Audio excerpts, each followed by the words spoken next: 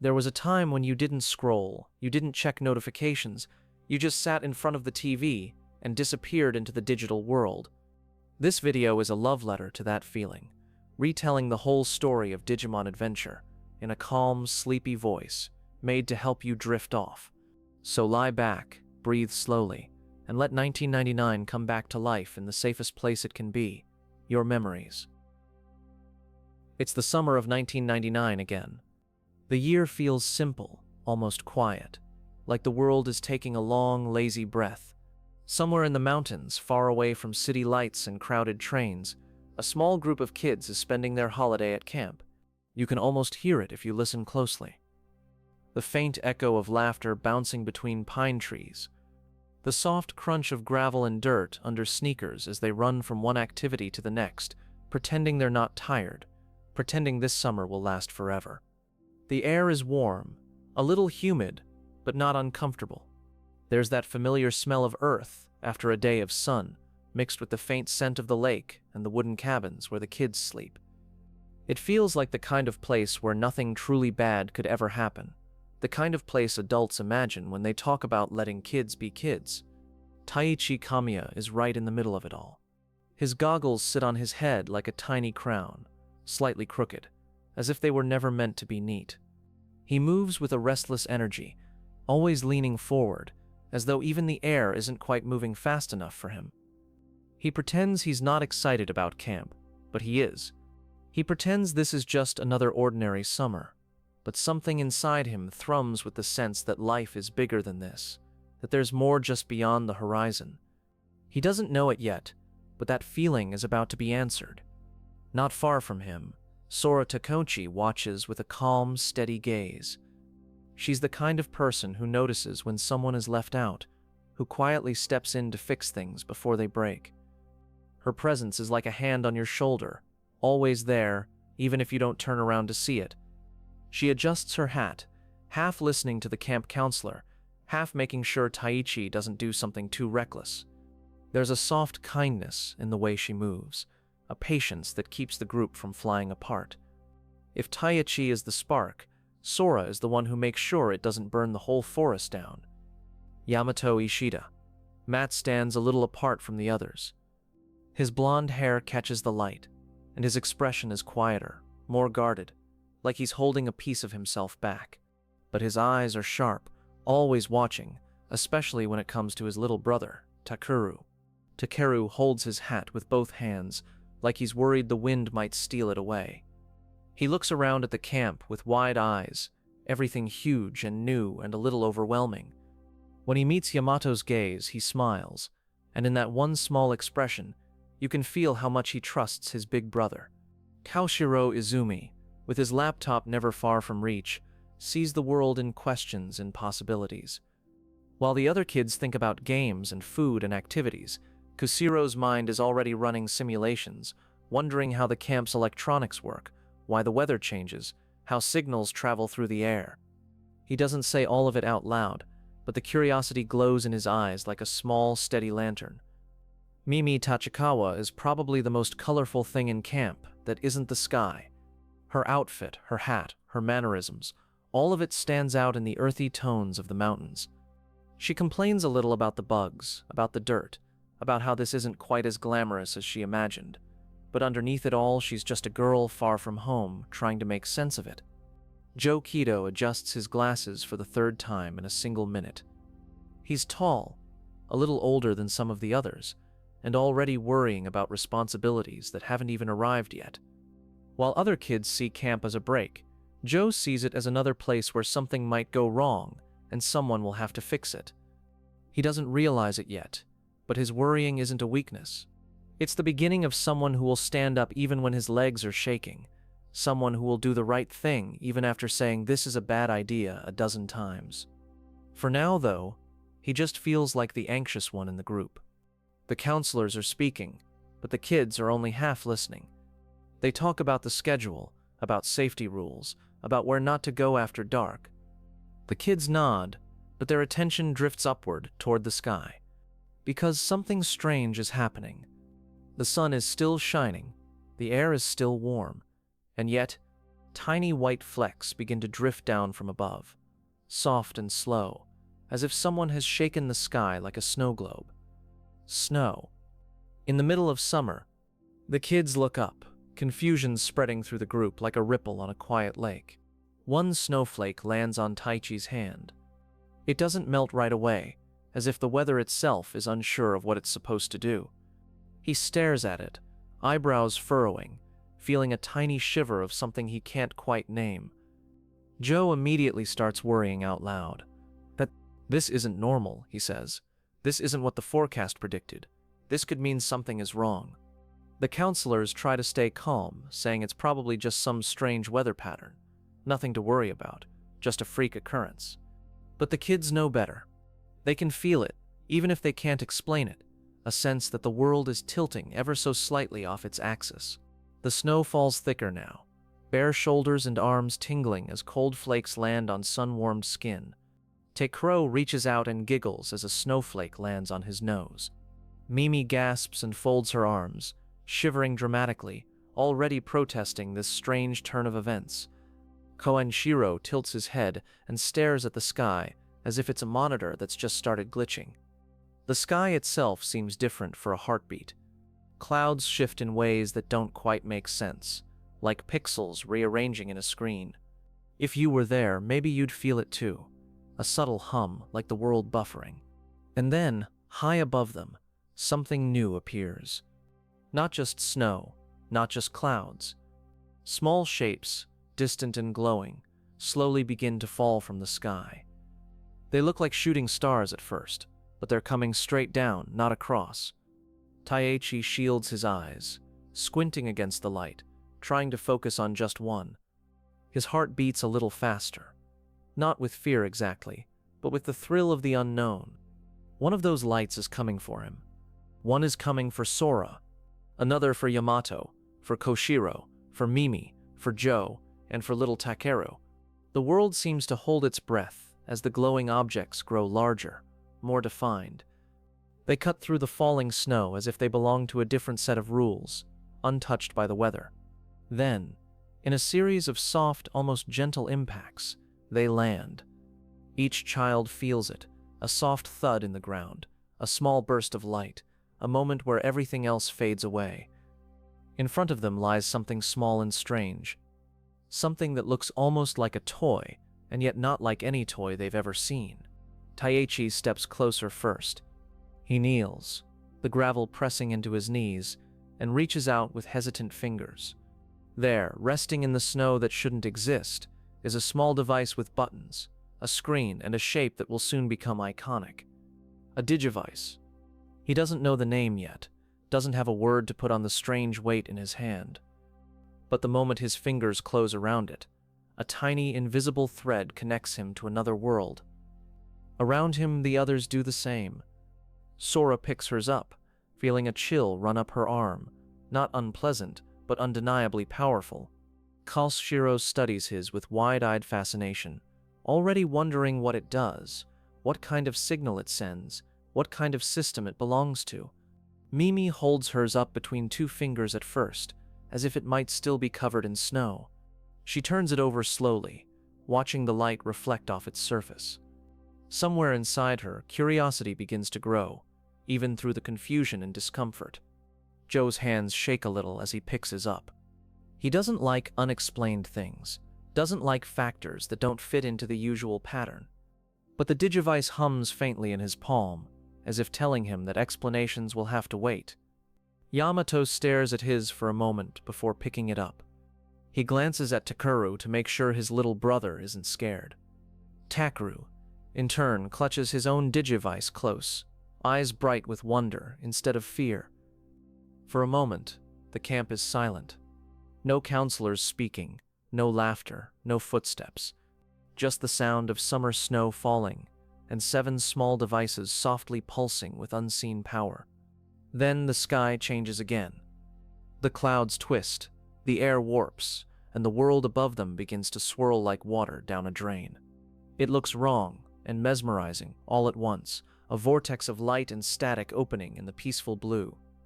The wind picks up, stronger now, tugging at clothes and hair. The digivices in their hands begin to glow brighter, reacting to something beyond human understanding. Each child feels a pull, as if the ground itself has let go and something else has taken hold. Taichi looks up, eyes wide, heart pounding. He barely has time to shout anything to the others before the world cracks open. For a split second, everything stretches, sound, light, distance, like reality is being rewound and recorded again. And then, they're falling. Not like falling from a tree or a chair, but falling through color and code, through streams of data that twist and spiral around them. If you could see it clearly, it would look like the inside of a computer and a dream mixed together. They don't scream the whole way down. There's fear, yes, but also a strange sense of weightlessness, a feeling of being carried by something bigger than themselves. The digivices shine brightly, as though they're guiding the descent, not letting it become chaos. Bits of familiar and unfamiliar images rush past them, shapes of creatures, floating islands, fields of numbers. The warmth of the summer camp fades, replaced by cool, shifting air that smells like electricity and new beginnings. Time feels strange, too fast and too slow at the same time. And then, as suddenly as it began, the falling stops. The sensation of weight returns. The world snaps back into place with a gentle but firm jolt. Taichi lands first, face down in something soft and grainy. He coughs, spitting out a mouthful of sand, blinking against bright light he doesn't recognize. Slowly, he pushes himself up on his elbows and looks around. The first thing he notices is the sky. It's not the sky of the camp, not the soft blue dome he knew. This sky is deeper, richer, almost too vivid, like someone turned up the brightness and contrast on reality. Next, he notices the ocean. Gentle waves roll in and out, washing up on a wide, empty beach of golden sand. The water shines with a faint, surreal glow, as though it's reflecting not just the light, but data itself. One by one, the others land around him. Some with yelps, some with groans, some in stunned silence. They lie there for a moment, scattered in the sand, trying to find their breath and their bearings. Takeru is the first to sit up with a small, shocked laugh. His hat is slightly crooked now, but he seems more amazed than afraid. He looks around with wide eyes, taking in the vast stretch of beach and the strange horizon. Mimi brushes sand off her clothes, fussing over every grain. She looks confused and offended, as if someone has personally decided to drop her into an inconvenient world. But her annoyance can't entirely hide the curiosity in her expression. Joe checks his glasses, grateful they didn't break. He clutches his digivice, heart still racing, mind already running through possibilities. This isn't any place he's studied, any location he's memorized from maps or guides. Sora and Yamato steady themselves, checking on the others before fully processing where they are. Kashiro opens his laptop on instinct, fingers moving quickly to see if it can detect anything, any signal, any explanation. The screen flickers, reacting in strange new ways, as if it's finally speaking a language it was always meant to speak. And then, among the sound of the waves and the soft rustling of wind, something else appears. From behind rocks, from behind small hills of sand, from hidden corners only this world could create, tiny shapes begin to emerge. Round bodies, big eyes, strange little ears and horns and leaves and flaps. They are not animals from the human world. They are not toys, not cartoons, not illusions. They are real, and they are looking at the children with as much surprise and wonder as the children are looking at them. One of them, a small pink creature with large eyes and a flower-like design, bounces forward. Another, like a little orange blob with big ears, wiggles across the sand with determination. There are soft, high-pitched voices now, speaking, chirping, calling out in a language that somehow doesn't feel completely foreign. Taichi, a small voice says, almost shyly, almost like it's been waiting for this moment. He turns toward the sound and sees a tiny round creature with big eyes and a hopeful smile.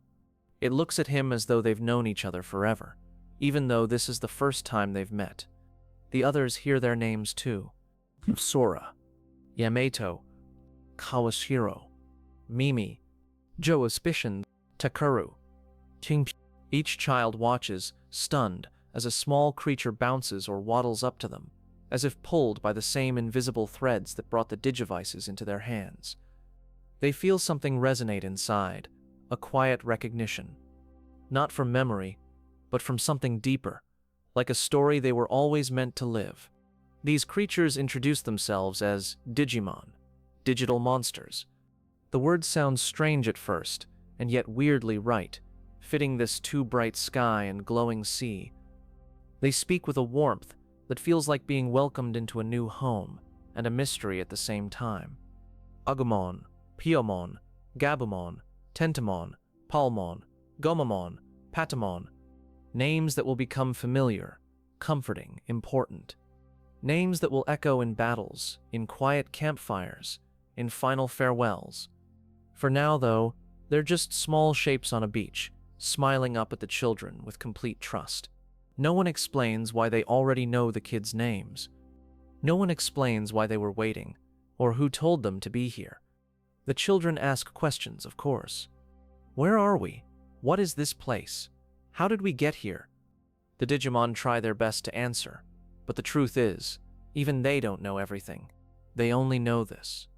They were waiting for partners. They were waiting for the Digidestined. The word hangs in the air like a soft bell. Digidestined.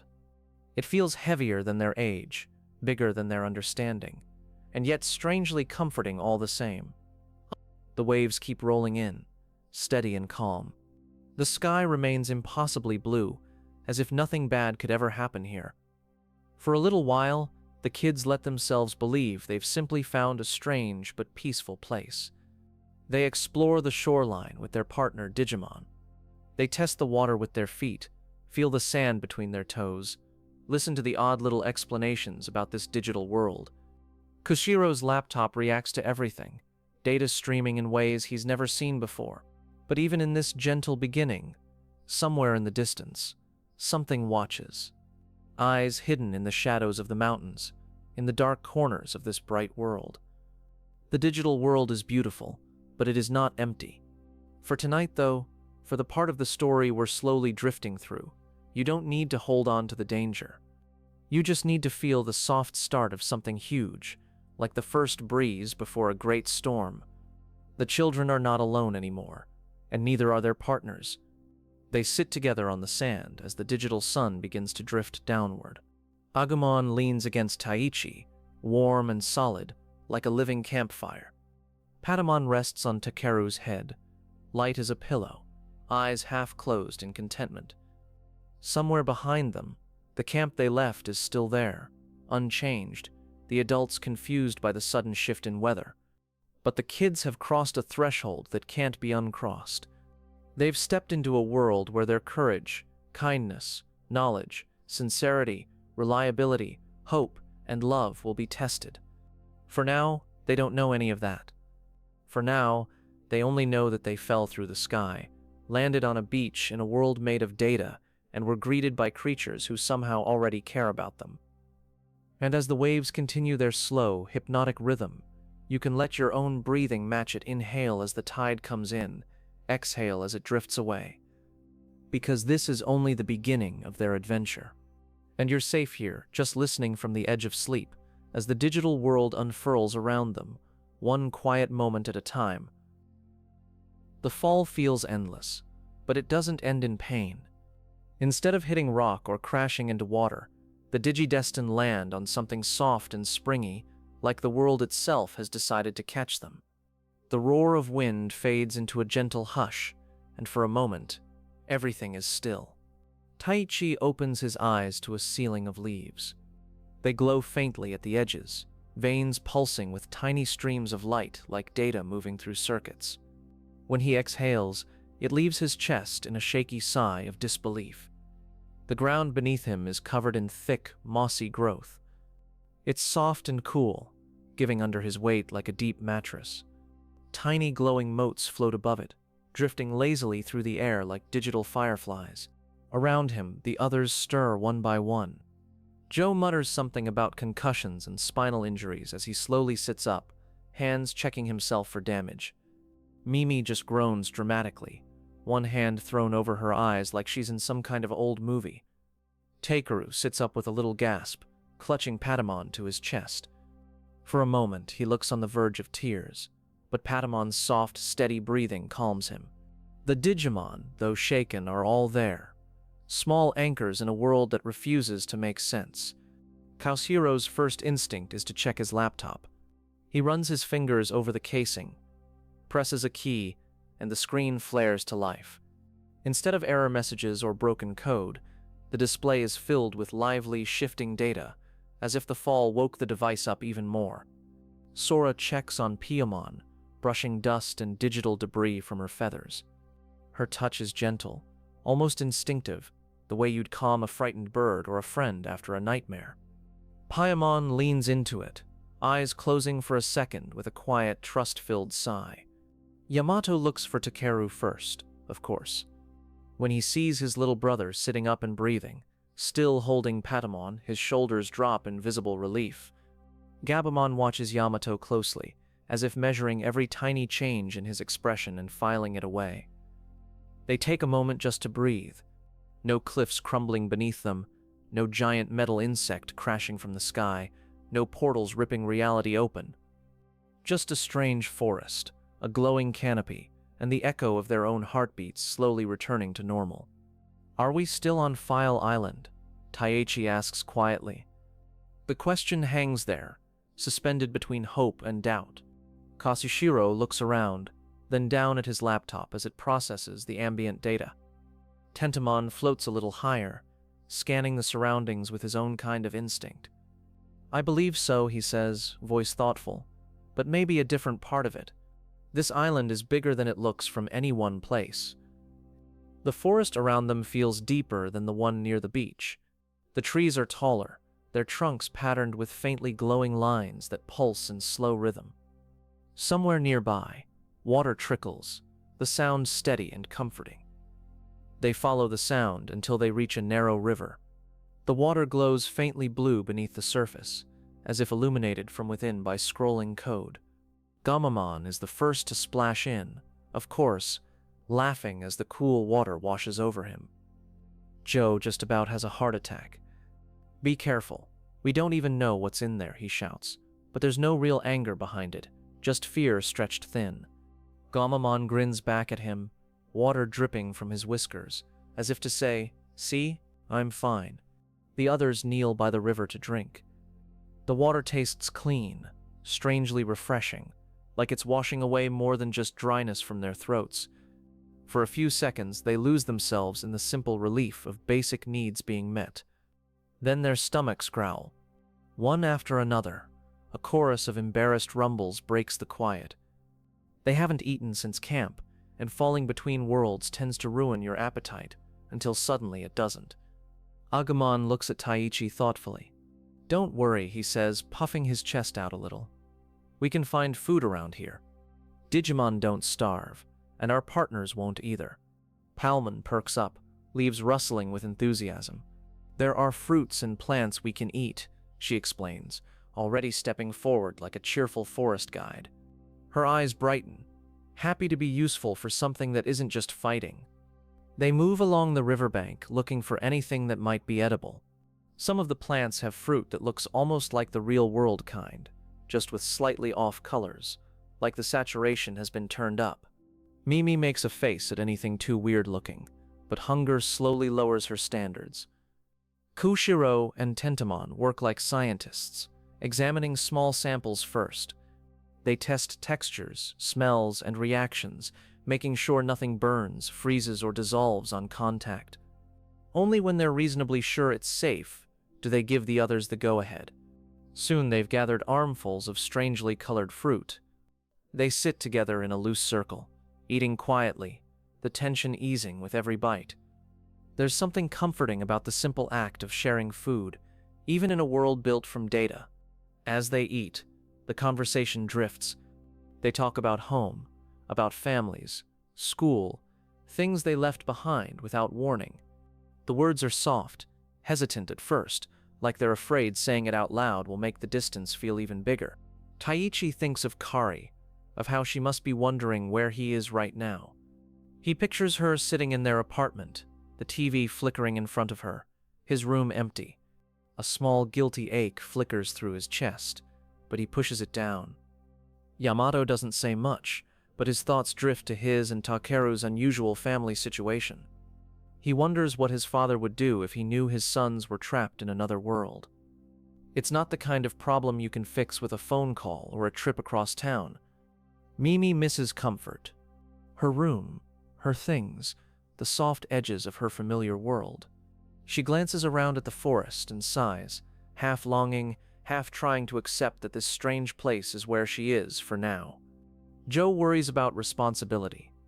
Even here, the fear that something will go wrong, and it will somehow be his job to handle it, clings to him. He looks around at the others and feels older than his years, but also strangely grateful not to be alone. Kuroshiro's curiosity actually soothes him. For him, questions are stabilizing, like handholds on a climbing wall. The more he learns about the digital world, the less terrifying it becomes. Sora's thoughts circle quietly around everyone else. Is Taichi okay?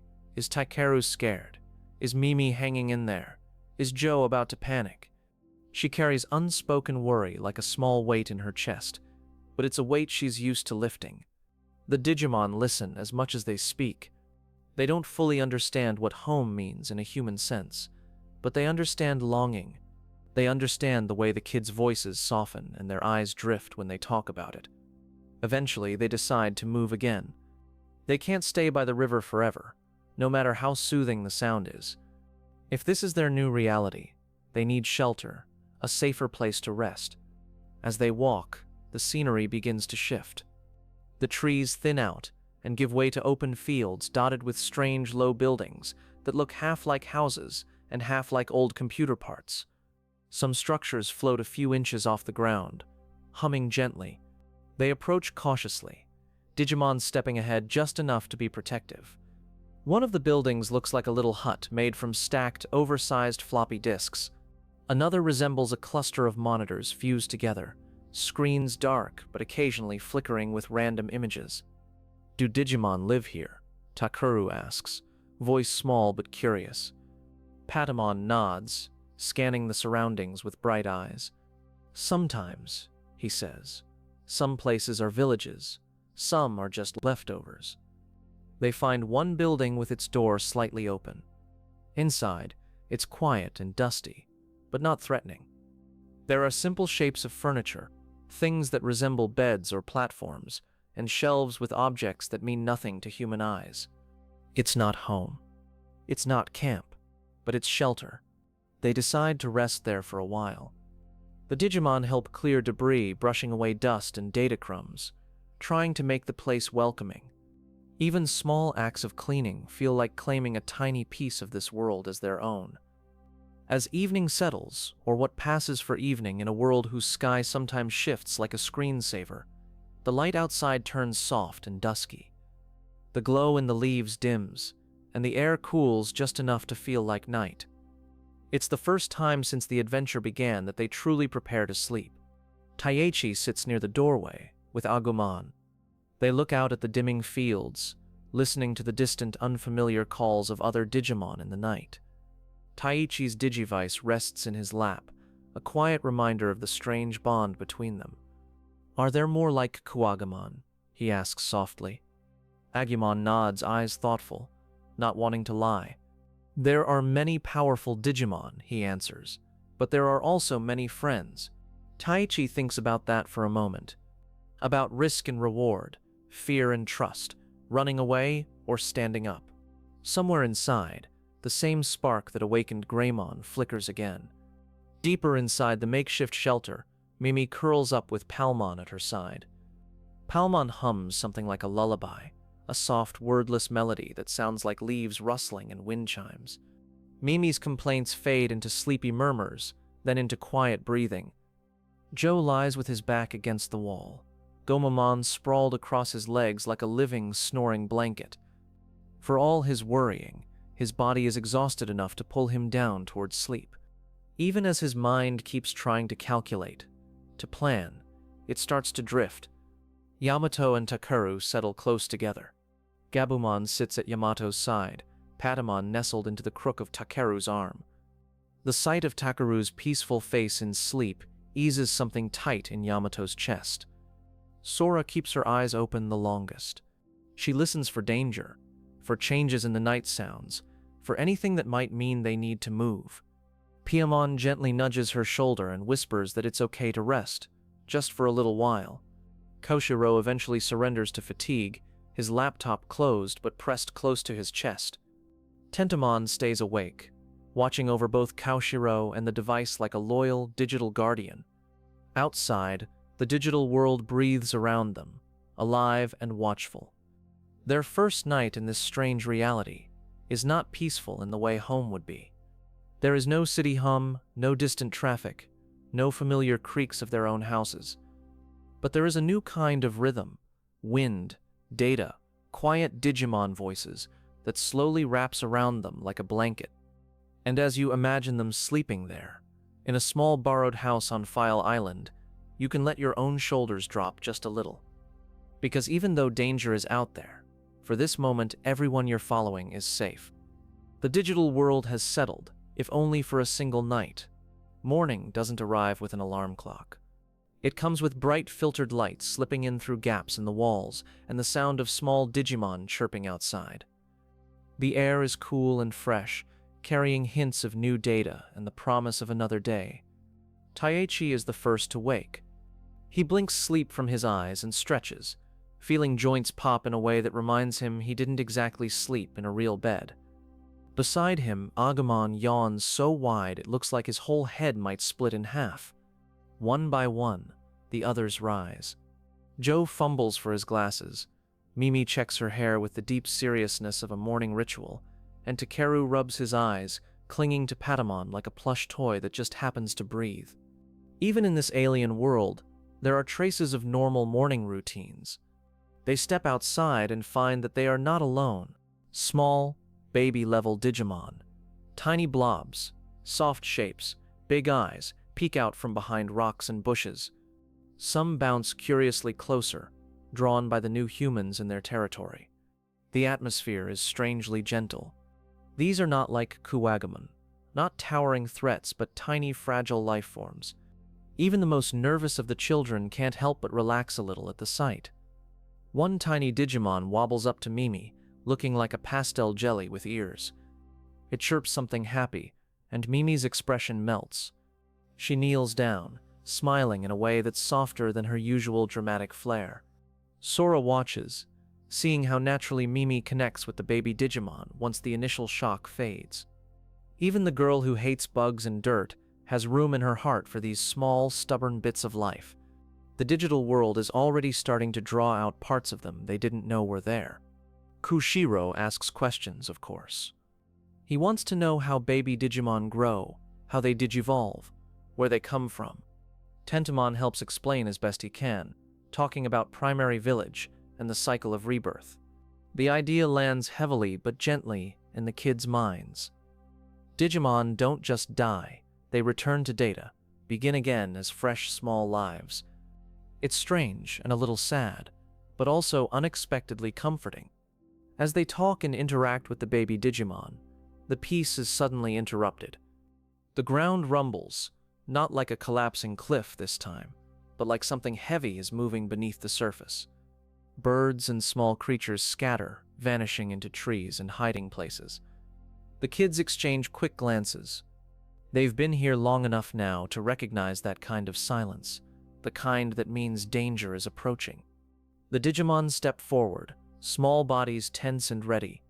From beyond a small hill, a massive shape emerges. A rhinoceros-like Digimon with a body of rock and metal, horn sharp and gleaming, stomps into view. Its eyes are wild, movements jerky and aggressive in a way that feels unnatural. Monochromon, Tentomon says quietly. There are peaceful ones, he adds, almost apologetically, but this one... He trails off as they all see it at once, a black object lodged in Monochromon's body. It looks like a jagged piece of dark metal embedded in his back, spinning slowly. Every time it rotates, Monochromon flinches and roars, like he's being torn in two from the inside. The air around him ripples faintly, as though corrupted data is leaking out. "A gear," Koshiro murmurs, eyes wide behind his glasses. His laptop beeps softly, detecting some kind of malicious signal. This isn't just a random angry Digimon. Something is making him this way. Monochromon charges. The ground shakes with each step as he rushes toward them. Horn lowered, bellowing. The kids scatter instinctively, scrambling to get out of the direct path. "Agumon," Taichi calls, already lifting his Digivice. "Right behind you," Agumon answers, voice steady despite the fear in his eyes. The connection between them flares, and once again light bursts from the small device. Agumon digivolves into Greymon with a roaring surge of data. The air ripples, and suddenly there's something large enough to stand between the children and Monochromon's charge. Greymon digs his feet into the ground, bracing himself. The two large Digimon collide, the impact sending shockwaves through the dirt. Baby Digimon squeal and hide behind rocks as the fight rages. Greymon pushes back, muscles straining, but Monochromon's unnatural rage gives him a frightening strength. The others don't just stand by. Bulliamon digivolves to Birdramon, soaring into the sky with beating wings that send gusts of hot air swirling. She swoops in from above, launching small bursts of flame to draw Monochromon's attention. Gabumon digivolves to Garuramon, sleek and swift, darting in to snap at Monochromon's legs and force him to change direction. Tentamon evolves into Kabuteramon, buzzing overhead with electrical energy forming around his claws. The air becomes a chaotic mix of roars, shrieks, and the crackle of attacks. Joe's hands shake as he watches, but Gamamon looks up at him with a grin. "Trust me," he says lightly. "We'll do our part." Gomamon digivolves into Ikakumon, a massive horned sea beast who crashes forward like a moving iceberg. The battle isn't quick. Monochromon keeps fighting, roaring in pain and anger, striking out with wild, uneven movements. But the children begin to realize something important. They aren't just running anymore. Taichi calls out to Greymon, not to attack blindly, but to aim. He and Kaoshiao shout together, pointing out the black gear lodged in Monochromon's body. "If we destroy that, maybe he'll calm down," Koshiro cries.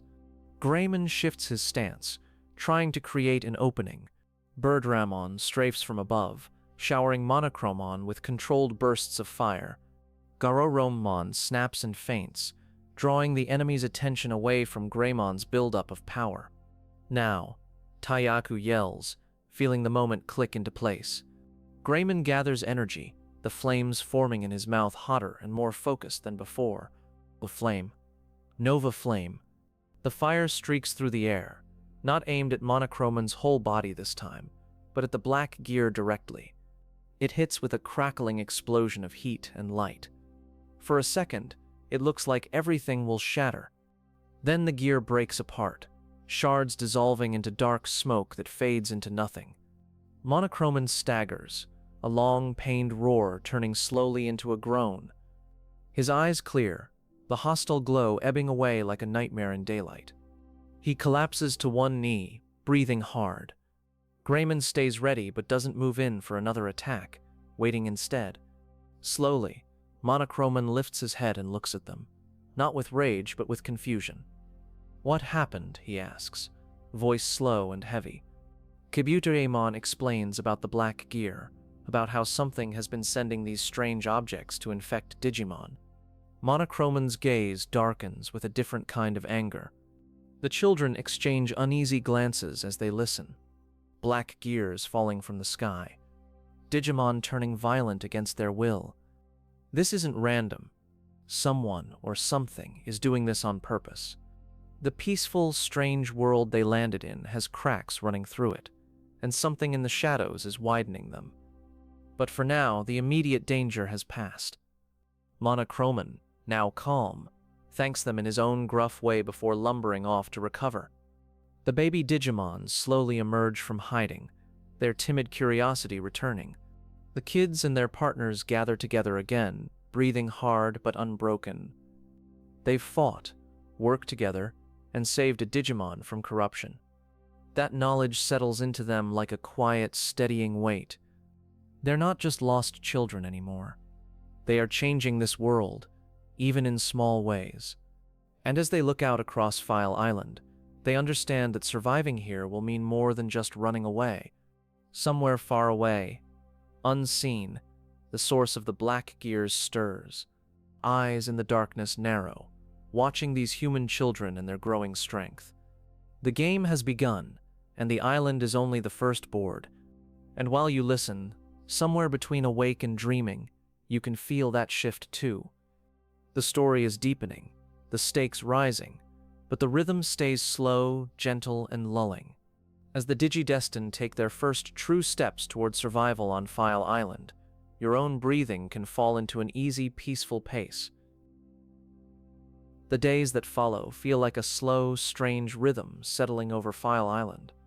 The children wake up in unfamiliar shelters, eat unfamiliar food, and walk under a sky that looks too perfect to be safe. But underneath all of that, something darker is moving. The black gears don't fall all at once. They appear in the distance at first, tiny specks against the sky that most of the kids mistake for birds.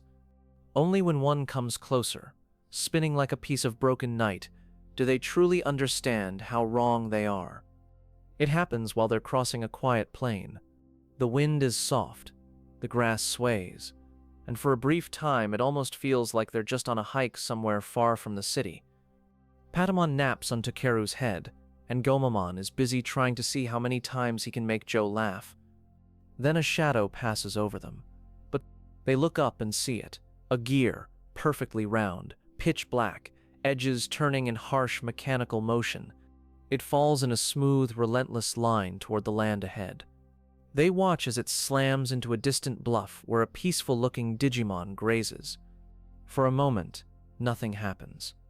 Then the Digimon stiffens, eyes going wide, its body twitching as if invisible wires are pulling it apart.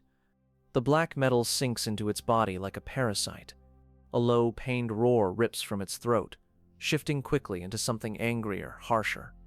The Digimon turns, movements jerky, and charges in their direction with unnatural rage. By now, they know what to do. It takes shouting, scrambling, a hastily organized defense where the Digimon digivolve just in time. It takes fire and ice and wind and electricity, all focused not on destroying the Digimon, but on shattering the gear. When it finally cracks and dissolves, the Digimon collapses, breathing as though it's just woken from a nightmare. Its eyes clear, voice soft and apologetic as it realizes what it's done. The kids reassure it, telling it they know it wasn't really its fault. That's the pattern that starts to define their days. They travel, learn, make new small friends, and help where they can. And over, they encounter Digimon turned violent by black gears, stepping in to free them. Kaoshiro logs everything. He writes down how the gears behave, how they embed themselves, how the corrupted Digimon act. His laptop becomes less of a tool and more of a journal, a record of both science and survival. At night, when the others sleep, he sometimes stares at the data alone. The signals coming off the gears, the patterns of interference, the repeated frequencies. It all feels like a message, like someone at the other end of the island is pushing buttons, testing reactions. They're never left wondering if there's intent behind it. Because eventually the dark presence doesn't just influence the world from far away. It steps out of the shadows and gives itself a name. The first time they sense him, they don't see him. They feel him. Like the temperature dropping in a room, like a light flickering before going out. They're in a ruined temple, resting among crumbling pillars and cracked stone floors patterned with old digital symbols. The air is still, heavy with dust, and the faint smell of data decay. The Digimon are quiet, more alert than usual. Takeru huddles close to Patamon, who refuses to sleep. Gabumon's fur bristles slightly, though there's no wind. Even Tentomon, usually calm and analytical, looks unsettled. And then, the torches along the temple walls flicker. One by one, they go out, not with the gentle fade of flames, but with the hard binary click of a screen turning off. Darkness stretches around them like a long, cold hand. A voice slips through that darkness. It's low, smooth, and cruel in a way that doesn't need to shout to be terrifying.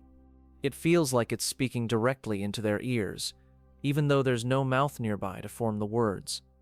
He talks about File Island, about how it used to be peaceful, and how that peace bred complacency.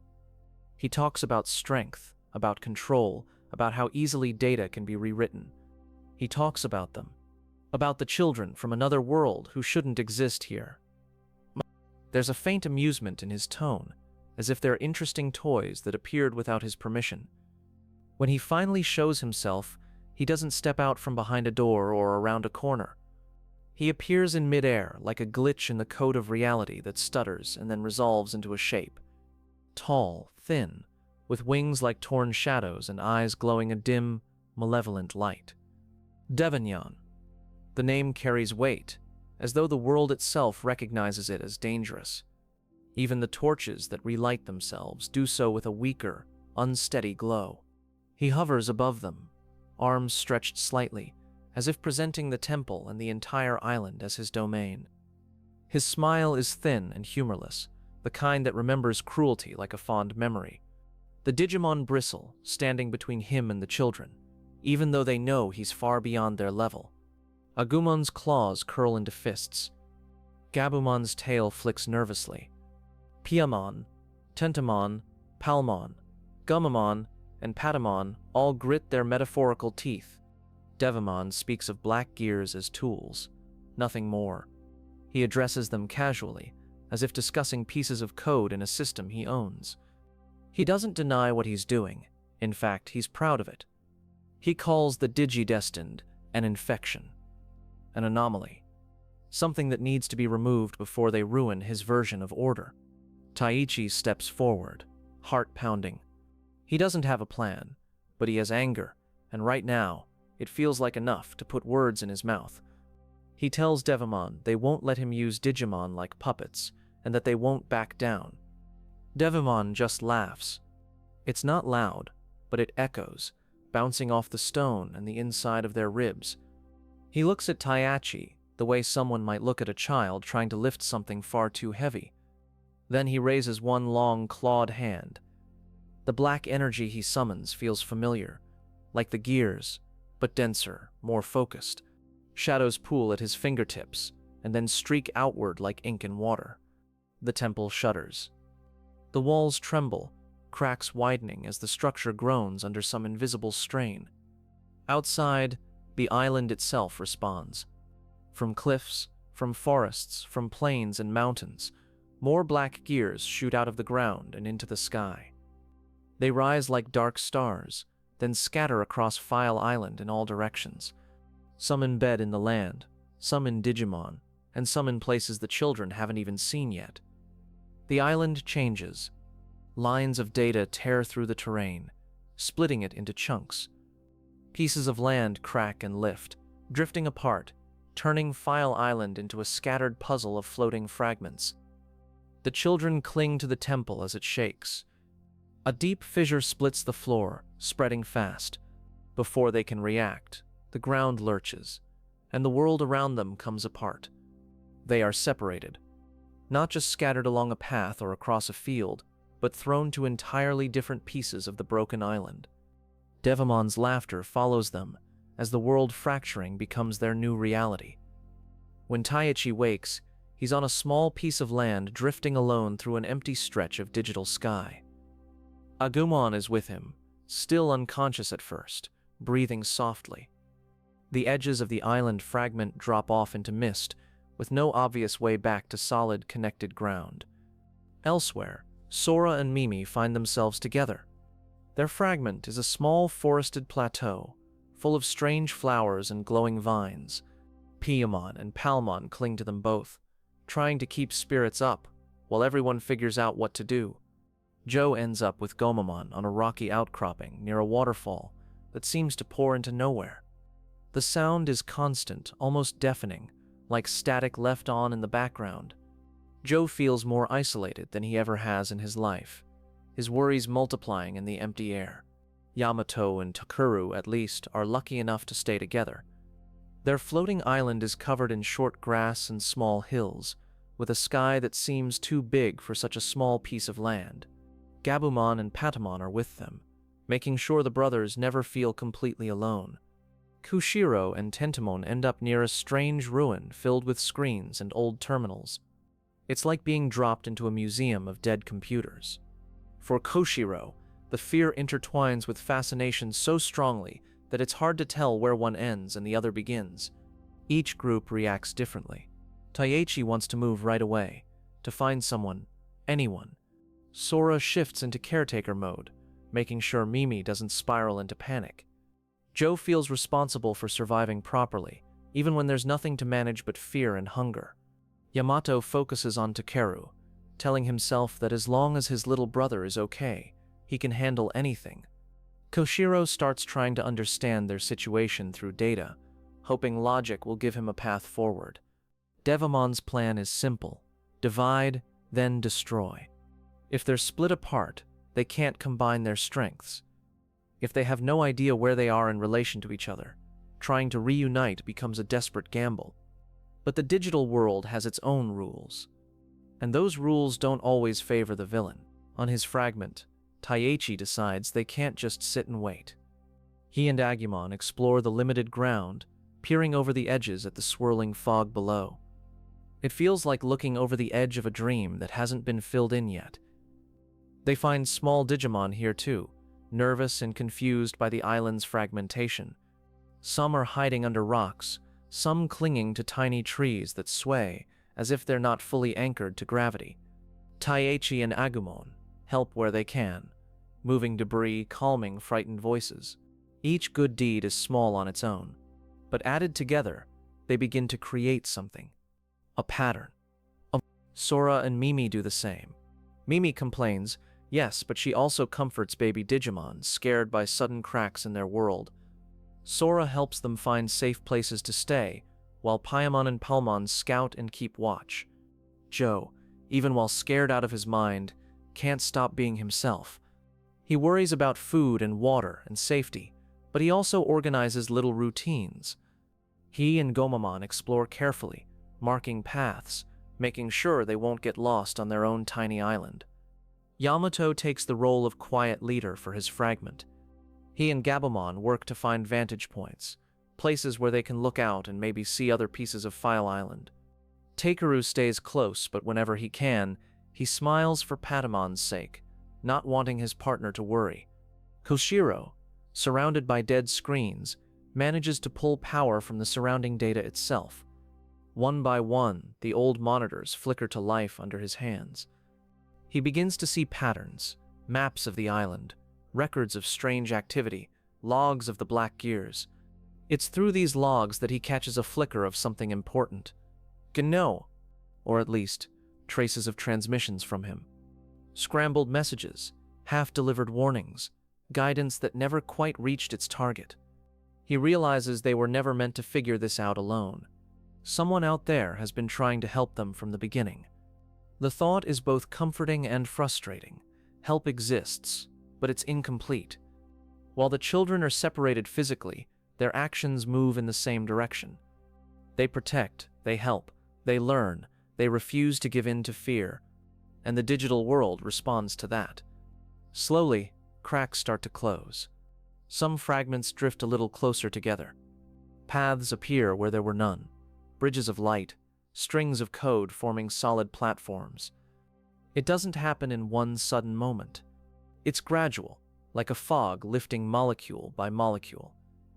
But as time passes, they begin to sense that they're not drifting farther apart. They're being drawn back toward each other. Of course, Devimon notices. He's not omniscient, but he's keyed into the island's systems enough to feel the patterns shifting. What should have been isolated pockets of fear are turning into small sparks of resistance. So he escalates. If gears and separation won't break them, then he'll use something more direct, more personal. He'll use Digimon that are powerful and proud and turn them into weapons. That's how they meet Leomon and Ogremon, two warrior Digimon, both strong, both fierce, but standing on opposite sides of a line Devimon drew, one struggling against the influence of darkness, the other pulled deep into it. Etemon appears first as a threat.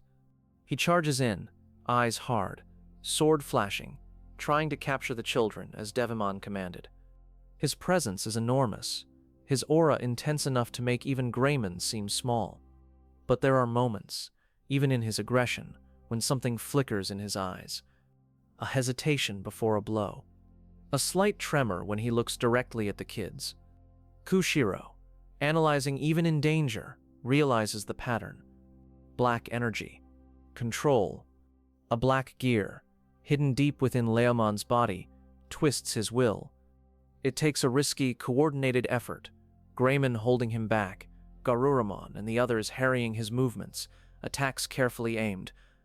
Finally, they manage to strike the gear and shatter it. The change is immediate and profound.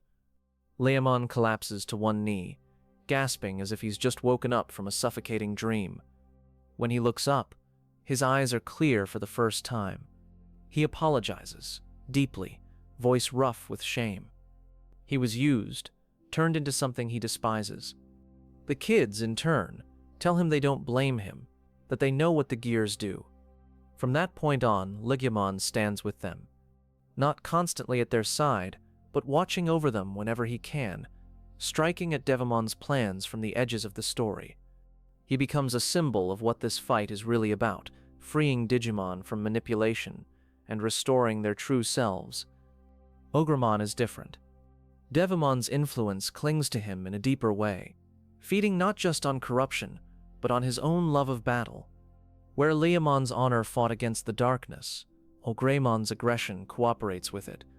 He storms in, swinging his bone club, laughing, eager to clash with anyone worthy.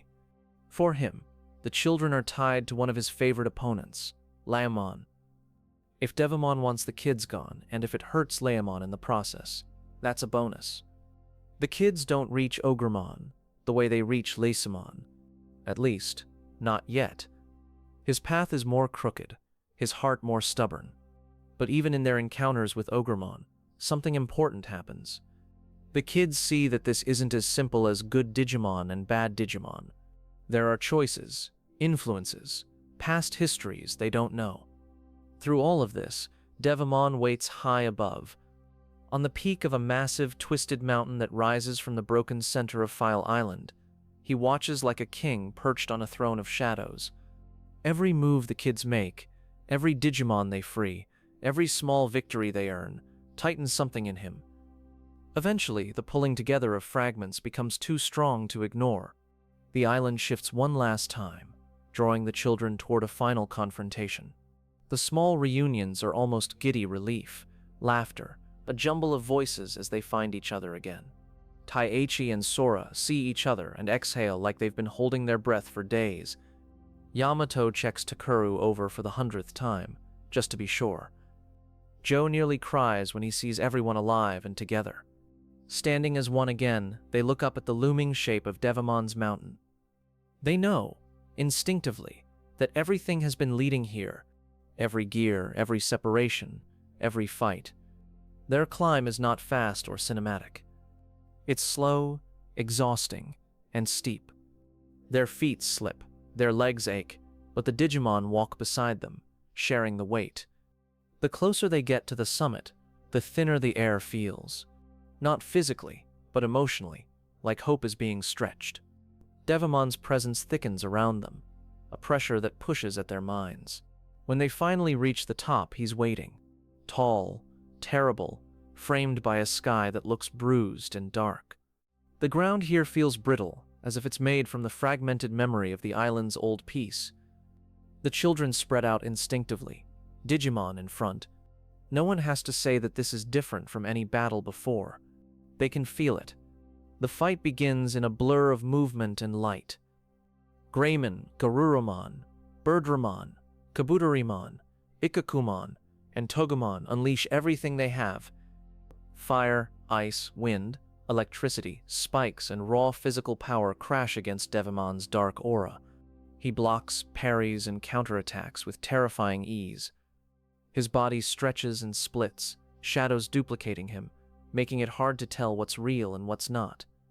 Each blow that lands feels like hitting smoke and stone at the same time. The kids shout encouragement, calls for strategy, desperate ideas shouted into the chaos. Their crests, though not fully understood yet, begin to glow faintly. Tiny hints of the power inside them stir. But Devimon is strong. Stronger than anything they've faced. Stronger than they are, even together. He grabs Greymon, hurling him aside. He swats Birdramen from the sky, drives Garuramon back, meets Ikakumon's charge with cruel laughter. The Digimon are tired, hurt, struggling to stand. Then, as Devimon gathers a surge of darkness in his hands, ready to wipe them out in a single crushing blow, something small steps forward. Someone who has been watching, afraid of this moment, and yet bound to it. Takeru. He's been terrified this whole time. Terrified of losing his brother, his friends, Patamon. But in this moment, the fear cracks open, and something else shines through. Hope. The pure, childlike, unfiltered belief that things can still be okay. That someone small can still make a difference. His crest responds. Takeru's Digivice flares with light so bright it cuts through Devimon's darkness like a blade.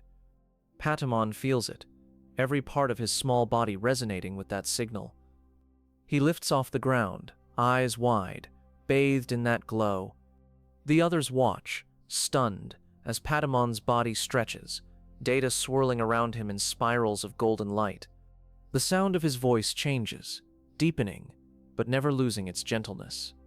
Patamon, digivolve to Angemon. When the light fades, he is no longer a small, round creature with tiny wings. He stands tall, clad in white and blue, wings unfurled, face partially hidden behind a calm, determined mask. A staff glows in his hand, humming like a tuned chord. The air shifts. Devimon's smirk falters. Because this isn't just another champion-level Digimon, this is something that feels fundamentally opposite to him. Angemon rises into the air, hovering between Devimon and the children. His presence is warm without being hot, comforting without being soft. He radiates a quiet, unshakable resolve. Devimon snarls, darkness swelling around him. He lashes out, sending spirals of shadow toward Angemon, trying to smother that light. But Angemon's aura holds, steady as a candle that refuses to go out. Takeru watches with tears in his eyes, not from sadness alone, but from the sheer, overwhelming emotion of seeing Patamon like this.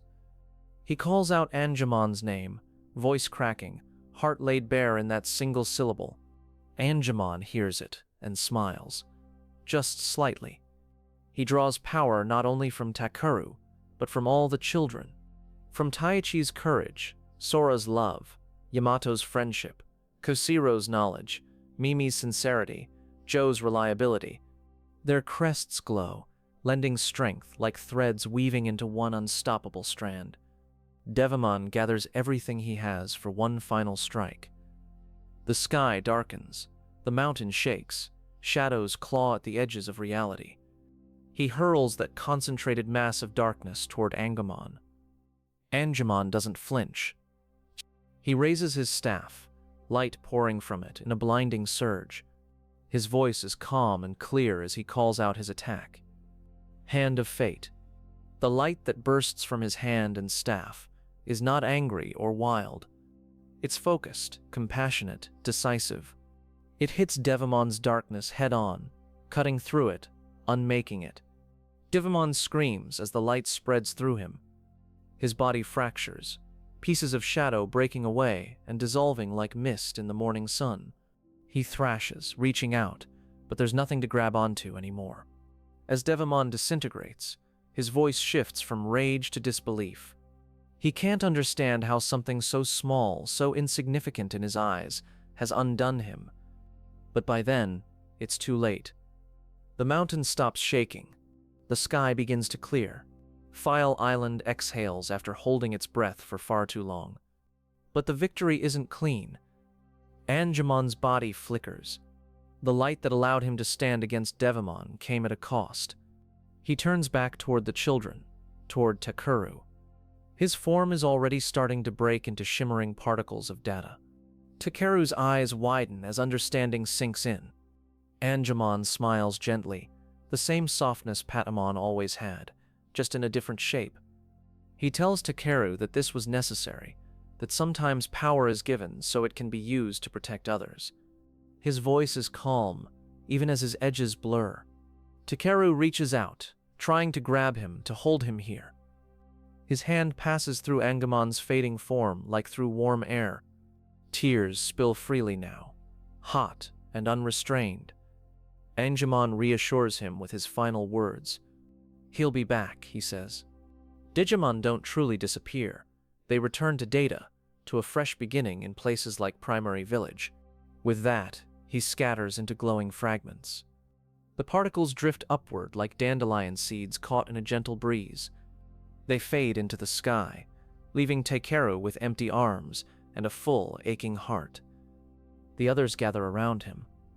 Yamato pulls Takeru close, holding him as he cries. The other kids stand nearby, quiet, giving the moment space to exist. They've won. Devimon is gone, his grip on File Island broken. The black gears cease, the island's fragments slowly beginning to settle. But their victory is soaked in loss. It's the first time they truly understand what this journey might demand of them. Not just fear and effort, but real sacrifice. As the digital wind softens and the mountain stops trembling, they stand together at the summit. They look out at File Island below, no longer broken by Devimon's will. The world is scarred, but healing. And somewhere, far away, a small egg waits. A digi-egg that once was Patamon, filled with the echo of Angemon's courage and Takeru's hope. Quietly, patiently, it waits for the moment it will hatch and rejoin the story. For now, on this mountaintop, the children rest. They breathe, they grieve, they comfort each other, and they let the relief slowly sink in. The first true villain they faced has fallen, and the digital world is already shifting to reveal what lies beyond. And as you listen, you can let your own mind rest for a moment on that mountaintop. The danger has passed, the sky is clearing, and the worst of the storm is over for now. You can breathe out slowly, knowing the next part of the story will unfold at a calm, gentle pace, just like this. The mountain slowly empties of tension. The weight of Devimon's presence fades like smoke, leaving only the echo of his defeat and the memory of Angemon's light. For the first time in what feels like a long time, File Island is quiet in a way that isn't threatening. The children descend from the peak together.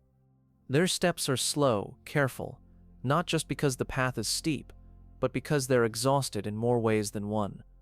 Their Digimon walk close, brushing against them now and then, small reminders that they're not facing any of this alone. Down below, the landscape has changed. The chunks of floating land are settling, slowly sliding back into place like puzzle pieces finding their way home. Cracks in the ground close, and rivers return to calmer paths, carrying fresh, bright data along their courses. They don't know exactly where to go next. There's no obvious signpost, no glowing arrow telling them this way. But there is one place that keeps coming up in quiet conversations between Digimon, a place where small lives begin, where rebirth is not a myth, but a daily reality. Primary Village. Taiuchi and the others decide that's where they should go. Not just to see what it looks like, but because their hearts are all tugged in the same direction by a single thought. If Digimon are reborn there, then maybe, somewhere among the cradles of fresh data, Patamon is waiting. They travel across calmer ground now. The island no longer fights them with gears and fractures, but it's still vast and strange. They walk through fields that hum with soft code, past forests where the leaves whisper in unfamiliar languages. Eventually, the air changes. It becomes softer, almost sweeter, like the feeling of walking into a nursery where tiny lives are sleeping. The light itself seems gentler, tinted with pastel tones. When they reach Primary Village, it doesn't look like any village they've ever known. Instead of houses and streets, there are rows and clusters of cradles. Each cradle holds a digi-egg, small, rounded, patterned with colors and symbols that hint at the lives waiting inside. The ground is soft here, like a cushion of moss and clouds layered together. Everything feels quieter, the usual background noise of the digital world turned down to a peaceful murmur. Baby Digimon bounce and wobble between the cradles, watched over by caretakers whose patience seems endless. Takeru stands very still at the edge for a moment. His eyes move from one egg to another, searching without even knowing what he's looking for. Patamon had no egg pattern, he remembers, no label, but his heart insists he'll know when he finds him. Tokomon is one of the first baby Digimon to approach them. He's small, round, with big eyes and a mouth that's almost too wide for his body. He hops closer to Takeru with a kind of shy, hopeful energy.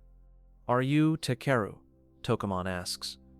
The way he shapes Takeru's name is careful, like each syllable is precious. Takeru nods, words stuck somewhere behind the tightness in his chest. Tokomon smiles, and it's a smile Takeru recognizes. Not from the shape of the mouth, but from the feeling behind it. Warm, familiar, full of quiet joy. "I've been waiting," Tokomon says softly. No one has to explain anything. Takeru falls to his knees and pulls Tokomon into his arms, tears spilling freely again, but this time they're mixed with relief. The others watch with soft smiles. It's not a dramatic reunion, not full of explosions or blinding light. It's just a small boy and a small Digimon holding onto each other in a place built for new beginnings. Primary Village makes the concept of Digimon rebirth feel less like a fantasy and more like a gentle rule of this world. You can see it in the rows of eggs, in the caretaker's patient smiles, in the way the air hums with potential. Here, endings don't feel quite so final. They walk among the cradles quietly. Some eggs wobble now and then, as if responding to their presence. Other tiny Digimon peek over the edges, curious about the strange humans their caretakers whispered about. Joe looks around and feels a strange mix of comfort and responsibility. If this is what happens when Digimon fall in battle, then their fight against darkness isn't just about loss, it's about protecting this cycle. He realizes that every gear they shattered, every corrupted Digimon they freed, was part of preserving places like this. Mimi kneels beside one of the cradles. She gently runs a finger across the smooth surface of an egg with pastel stripes. For once, she doesn't talk about how weird or uncomfortable everything is. She just smiles softly and whispers a greeting. Sora talks with the caretaker Digimon about how they raise so many little ones. She listens to stories of baby Digimon who are shy, bold, stubborn, or fearful. Her heart warms at the idea that every Digimon, no matter how strong they become, starts somewhere small. Kusharu asks questions, of course. How long does an egg take to hatch? Do Digimon remember anything from past lives? Or is everything brand new each time? The answers range from clear to vague. Some Digimon retain echoes, feelings, instincts. Others begin fresh, curious, and blank, ready to write their story again from the start. Primary Village is a place of softness in a world that can be cruel. As the kids sit there, surrounded by eggs and baby Digimon, something inside them steadies. They understand now that their journey doesn't exist in a void. There's a future to fight for, even beyond their own. They stay a little while longer, letting Takeru and Tokomon simply exist in the same space without rushing toward what's next. It's the closest thing they've had to true peace since the camp. You can almost imagine the air here as a lullaby, humming softly, inviting rest. But peace doesn't last forever, even in Primary Village. One evening, as the light outside shifts toward a softer twilight tone, strange interference begins to dance across the sky. Not black gears this time, but flickers, distortions, like an old video signal trying to come through. Kaushiro notices it first. His laptop picks up static and unusual waveforms. He steps outside, Tentomon at his side, and looks up just as the distortion begins to focus. A shape forms in mid-air. Not a physical shape like Devimon's, but one made of light, glitches, and fuzzy resolution. An old man's face, lined and tired, flickering like an unstable projection. The others gather quickly, drawn by the strange phenomenon. The baby Digimon stare from a distance, curious but wary. The air feels charged, not with malice, but with urgency. The figure clears his throat, or the digital approximation of a throat. His voice crackles, words sometimes overlapping with static, but the message still pushes through. He introduces himself as Gennai.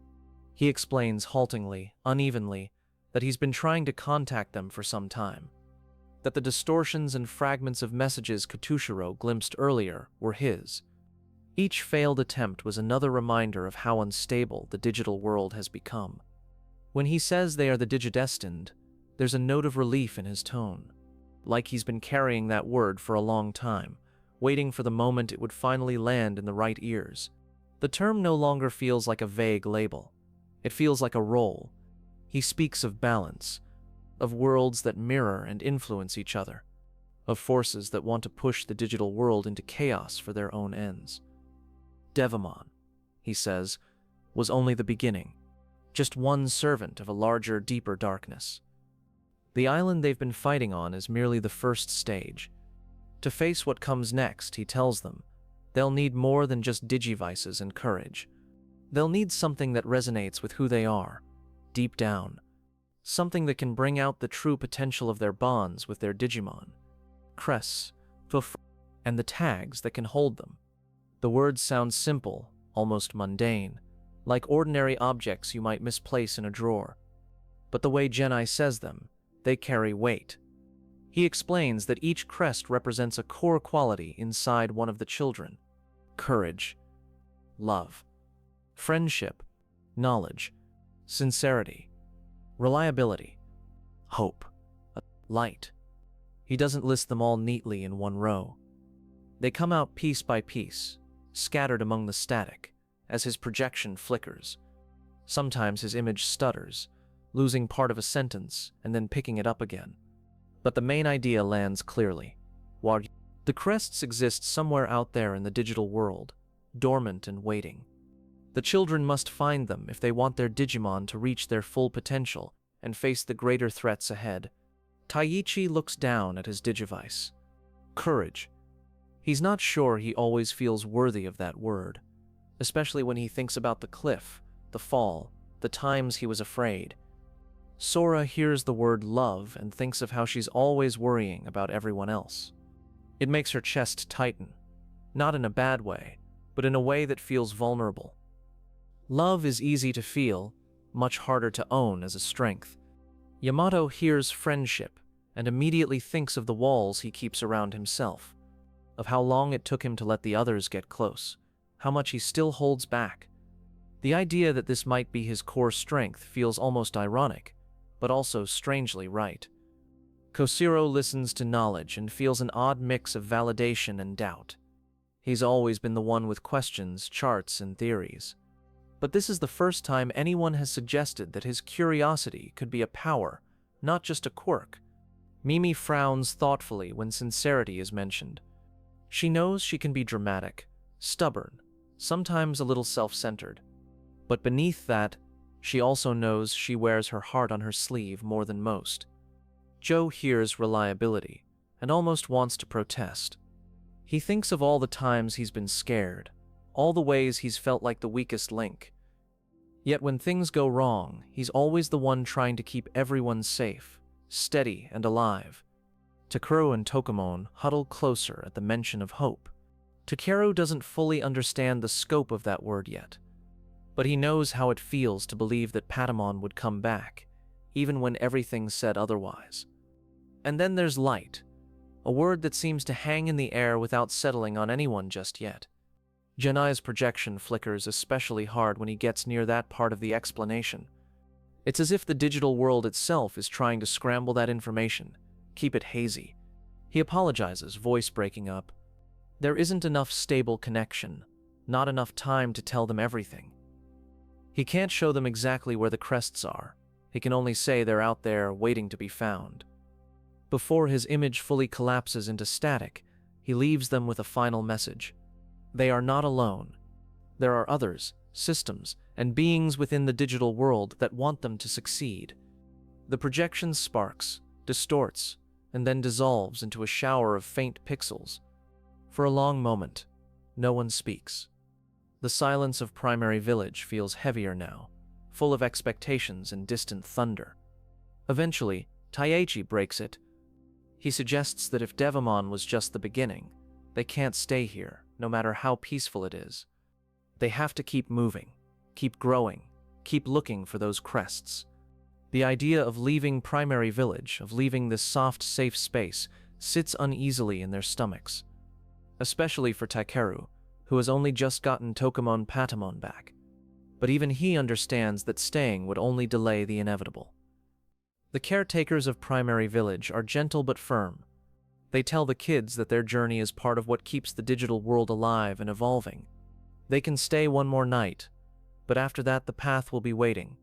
That night is quiet and full of mixed feelings. Some of the kids sleep easily, worn out by information and emotions. Others lie awake, thinking about words like courage, love, friendship, and what it means to live up to them. Morning comes with soft light and a low hum in the air. The island feels more stable now, as if it's recovering from a long illness. The sky is clear, and a gentle breeze carries the scent of something new, like fresh code being compiled. They say goodbye to Primary Village with promises. Promises to protect it. Promises to return someday, if they can. Tokamon hops along happily at Takeru's side, already starting to show hints of the old Patamon's personality. The others are there too, more focused than before, their bonds refined by everything they've been through. Even their digivices feel heavier now, not in weight, but in meaning. They travel until they reach the coastline again. The ocean stretches out before them, glittering with bands of data under the surface. This isn't the same beach where they first met their partners, but it holds the same feeling of standing at the edge of something vast. Waiting for them, there is a small boat. It looks simple, almost too simple for what they need it to do. But in the digital world, appearance isn't always equal to function. Tentomon and Koshiro inspect it, finding subtle code woven into its structure. It's been left here intentionally. Gennai's influence faint but recognizable. The boat is a path, a suggestion, a gentle push toward what comes next. They climb aboard one by one. Taichi, Sora, Yamato, Koshiro, Mimi, Joe, Takeru. Their Digimon hop in after them, finding spots beside their partners as if they've done this 100 times. As the boat drifts away from File Island, the shoreline slowly shrinks behind them. The forests, mountains, and fields where they fought, struggled, laughed, and cried blur into a single silhouette. It feels like saying goodbye to a strange, harsh home they never asked for, but somehow grew into. The water around them isn't just water. It glows faintly in shifting patterns, like streams of binary running just beneath the surface. Every gentle wave against the boat is a soft reminder that this world is alive in ways they're only beginning to understand. The journey across the sea is calm, almost hypnotic. There's no storm, no sudden attack, just the steady rocking of the boat and the slow drift of time. You can imagine the kids leaning against the sides, eyes heavy, listening to the water. Each of them gets a quiet moment, alone with their thoughts. Taichi thinks about what it means to be courageous when he's scared. Sora thinks about how love can be a strength, not just a burden of worry. Yamato looks at Takeru and wonders if he can ever stop feeling responsible for everything. Koshiro imagines crests hidden in forgotten systems, waiting for the right signals to awaken. Mimi sits with Palmon and slowly begins to accept that sincerity means being honest, even when it's messy. Joe's mind cycles through every possible danger waiting on the next continent. But then Gamamon nudges him, reminding him that they've survived this much already. Joe exhales and allows himself for a moment to believe that he really is reliable. Takeru holds Tokamon gently in his arms, staring at the horizon. He doesn't know what their crest of hope will look like, or where they'll find it. But he believes they will, because that's what hope does. It keeps you looking forward, even when you don't know what's coming. As the boat glides toward the unseen shore, small shapes sometimes flicker in the distance. Vast silhouettes of cities made of data, lurking beneath the waves. Faint outlines of towering Digimon far away, watching but not yet approaching. Early hints of new threats ripple just out of reach. You can almost feel the presence of stronger enemies, sharper minds, and darker plans waiting beyond File Island. But for now, they remain only shapes on the horizon, not yet fully real. The digital world is changing. Its landscapes are shifting from islands and villages to vast continents, deserts of data, cities of code. The kids don't know the details yet, but they can sense it in the air, in the water, in their Digivice's quiet hum. File Island becomes a small line behind them, then a dot, then nothing but memory. Ahead, a new stretch of coast begins to take shape in the mist, vague and promising. They tighten their grips on the boat's edge, not in fear, but in readiness. Their journey is far from over. If anything, everything so far has only been the opening chapter, the first act. The real test, the one that will ask not just who they are, but who they're willing to become, is waiting up ahead. And as you drift along with them in your mind, rocking gently with the boat, you can let yourself feel that same calm anticipation. The danger is there, yes, but not right this second. Right now, there is only the steady sound of data waves and the quiet, growing light of 7 crests that have yet to be found. They are leaving File Island. They are carrying everything they've learned, everyone they've lost, and everyone they've saved with them. And somewhere deep inside, each of them understands the adventure has only just begun. The shoreline of File Island fades into the mist behind them, and slowly the ocean shifts. The gentle glow beneath the waves darkens, like deeper code is running under the surface now, older and heavier. A new continent begins to rise out of the haze ahead, vast, sun-bleached, and humming with energy that feels different from everything they've known so far. As the boat drifts closer, the heat rises first. A warm, shimmering wind brushes their faces, carrying grains of glowing digital sand. It feels nothing like the forests and fields of File Island. This place has teeth, even in its silence. They step off the boat onto golden dunes that stretch endlessly in every direction. The horizon ripples from heat, bending the sky like a warped screen. The ground crunches softly beneath their shoes, the sand full of tiny pixel fragments that glitter like code. Agumon squints at the distance, brow furrowed. "There's strong data here," he murmurs, almost to himself. It's not a warning, just an observation that the world around them is built from tougher, more complex threads. Joe wipes sweat from his forehead almost immediately. He mutters about dehydration, heat stroke, and the lack of shade in a voice that trembles between panic and practicality. Gomamon promises to keep him cool, though how a sea creature plans to do that in a desert is a mystery even he hasn't solved yet. Mimi looks around and lets out a dramatic sigh. Why couldn't the next place be, I don't know, a spa? Palmol pats her arm gently, assuring her she'll get used to the heat soon enough. Kushiro kneels, scooping a handful of the digital sand into his palm. It flows like normal sand, but when he looks closely, it flickers, tiny symbols appearing and disappearing like stray lines of code. He opens his laptop, and the screen fills with scrolling diagnostics as if the continent itself is introducing its systems to him. Sora ties her hair back, eyes scanning the endless dunes. Even with the heat pressing down, she stays calm, guiding the younger ones into a loose formation so no one wanders too far. Paimon flaps her wings gently to shade her from the sun. Yamato steps to a small rise, shielding his eyes as he surveys the land. Takeru stands beside him, Patamon perched on his shoulder, both of them mirroring Yamato's stance with surprising seriousness. Gabumon pads up beside them, also staring out, fur shimmering faintly in the heat. It's strange, no trees, no rivers, no villages, just dunes and ruins scattered like broken memories of an older digital world. And somewhere in all that empty expanse, their crests are waiting. They decide to head toward a distant structure protruding from the sands. It looks like a tower at first, then like a rock formation, then like something mechanical. In the digital world, things are rarely just one thing. The walk feels long, but it's soothing in its own way. The steady crunch of footsteps, the sound of wind sliding across dunes, the occasional comment or joke from one of the Digimon, it becomes a kind of traveling lullaby. A slow rhythm that settles into their bodies.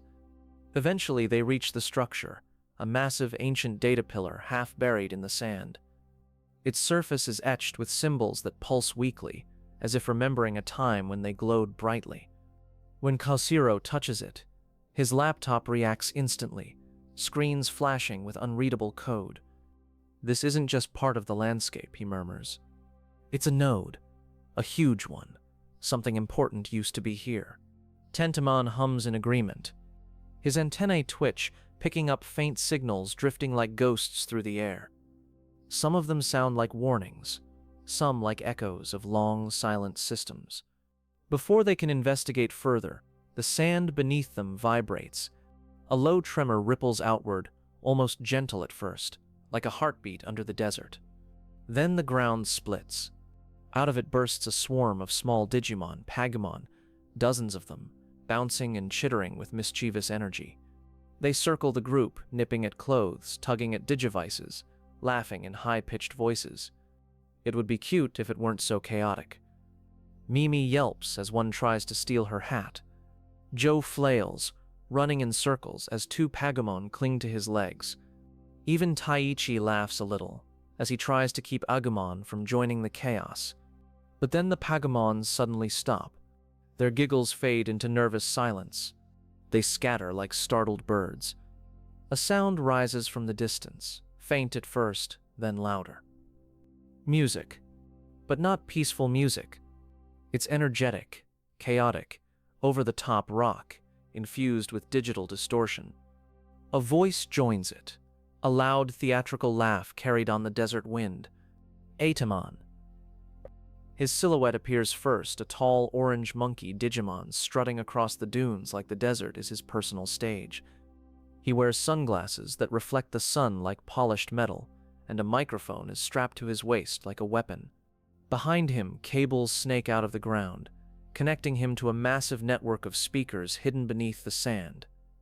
The music blasts, making the dunes vibrate. It's so loud Joe nearly collapses. Mimi covers her ears dramatically, and even the Digimon wince. Etemon poses with a flair that would rival any cartoon rock star. "Well, hello there, kiddos," he shouts, voice booming through unseen amplifiers. "You look a little lost.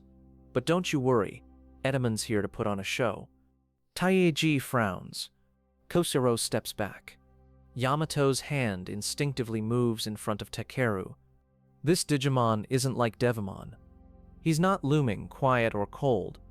He's loud, bombastic, confident, a showman with too much power and an ego to match. But beneath the theatrics, there's danger. Real danger. You can feel it in the way the ground hums beneath his feet, in the way the sunlight flickers around him like static interference. Etemon boasts about his dark network, the system of cables and data conduits spanning the desert. He talks about how he controls everything here: signals, energy, Digivolution itself. He says that without his permission, nothing and no one increases in power. The kids don't fully understand what he means yet, but the Digimon feel it instantly. Their bodies tense, their energy flickers, as if someone is pressing down on their evolution potential like a lid. Etemon laughs again, a grating metallic sound that bounces across the desert. He strikes a pose, shouts something unintelligible into his microphone, and then vanishes into a burst of digital static, gone as quickly as he arrived. The desert goes quiet, uncomfortably quiet, the kind of silence that makes you feel watched even when the horizon is empty.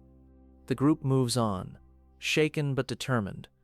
If anything, Etemon's bizarre appearance only confirms what Gennai warned them: enemies would be stronger from here on out, and their crests are more important than ever. They travel deeper into the desert. Sometimes they find ruins, temples half-eaten by sand, old terminals sticking out of dunes like broken bones.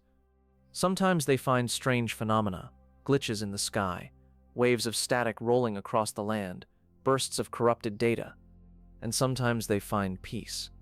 Small oases where digital trees shimmer with soft green code and pools of water ripple with soft cooling waves. These moments are quiet, comforting, reminders that not everything in this world wants to test them. It is in one of these oases that Taichi finds his crest, not through a battle, or a puzzle, or a dramatic choice, just by listening. He sits by the water with Angemon, watching ripples move like thoughts across the surface. He admits quietly that sometimes he's afraid of making mistakes, afraid of not being good enough for everyone to rely on. Agumon listens, leaning gently against him. He tells Taichi that courage isn't about not feeling fear, it's about acting even when you do, about stepping forward, not because you're unafraid, but because you're needed. The water shifts. Something glows beneath the surface. Taichi reaches down and pulls out a small bronze emblem, his crest of courage. It feels warm in his hand, like a heartbeat, like a promise. Later, Mimi finds hers, sincerity, inside a blooming digital flower with petals like stained glass. Joe finds reliability in the foundation of an old, half-buried terminal that refuses to break, no matter how much the desert wears it down. Sora finds love in a gentle wind that guides her toward a hidden niche in the rocks. Yamato finds friendship in a quiet cave where Gabumon's warmth keeps him steady. Koshiro finds knowledge in the core of a forgotten archive deep beneath the sand. Each discovery is quiet, intimate, like a whisper in a dream reminding them who they already are. But their tags, the pieces needed to actually activate the crests, are still missing. Somewhere deeper in the desert, hidden behind puzzles, traps, and Etemon's network of wires. And Etemon knows exactly what they're searching for. He watches from the shadows of his network hubs, sunglasses reflecting signals they can't see. He tightens his grip on the desert. He knows the Digidestined are growing stronger. He intends to stop it before their crests awaken. As the group continues their journey, the landscape shifts again. The dunes give way to canyons carved by streams of corrupted data. Ruins rise in the distance, shaped like enormous pyramids coated with ancient symbols. The digital world is changing, growing, becoming stranger, deeper, more layered with meaning. You can feel the tension building, not sharp or frightening, but steady, like the tightening of a string on an instrument. Not enough to break sleep, just enough to guide the story forward. They have their crests. They have each other. And somewhere out there, waiting in the heart of the desert, their tags and the next challenges are waiting. This is only the beginning of the server continent. And as the sun dips behind dunes of data and the shadows grow longer and cooler, the Digidestined walk calmly toward whatever comes next, their hearts glowing gently with the power they've just begun to understand. The desert softens behind them as they travel deeper across server. Ruins fade into shimmering heat. Etemon's network cables sink beneath the sands, and the wind carries the faint echo of laughter, battles, and discoveries they've already lived through. But like all journeys in the digital world, this one shifts, not abruptly, but with the quiet inevitability of a dream changing scenes. It begins with light, not the harsh flash of Digivolution, nor the eerie glow of black gears. This is softer, gentler, like sunlight reflected through frosted glass. Koshiro notices it first. His laptop flickers, the screen filling with symbols that don't match anything in his data logs. They're familiar in shape but wrong in sequence, almost like a language he should know but can't quite read. Tentamon tilts his head. "That's not normal," he says thoughtfully, antennae twitching. And in the digital world, when even Digimon calls something strange, it means the rules are shifting. A moment later, the desert around them ripples. Not violently, just a soft distortion like a mirage. And then another. The air feels suddenly lighter, then denser, then lighter again, as if the world is inhaling and exhaling in slow motion. Are we glitching? Mimi whispers, stepping closer to Palmon. But it isn't a glitch. Not exactly. The ground beneath them gives way, not in a collapse, but in a slow, gentle slide. The sand blurs, the sky bends, and the world folds in on itself like a page turning. And before they can shout, or reach for each other, or even question what's happening, they're gone, not falling, not transported violently, just gently replaced, like someone swapped one layer of the world for another. When Taichi opens his eyes, he smells something he hasn't smelled in what feels like centuries. City air, warm pavement, distant car engines. He sits up slowly, blinking against a sky that is very much not digital. He's in a park, a normal park. Trees swaying in real wind, the distant chatter of children, the whir of bicycles rolling over asphalt paths. Agumon sits beside him, very real, very orange, and very out of place in a world full of backpacks and school uniforms. And yet, oddly, no one seems to notice. Parents walk past without looking up. Kids run by kicking soccer balls. Joggers pass as though Taichi is sitting alone. Taichi, Agumon says softly. This isn't our world, right? Taichi shakes his head slowly. It is his world. His real world. But something about it feels the way a memory feels when you visit it in a dream. Present, familiar, but blurred at the edges.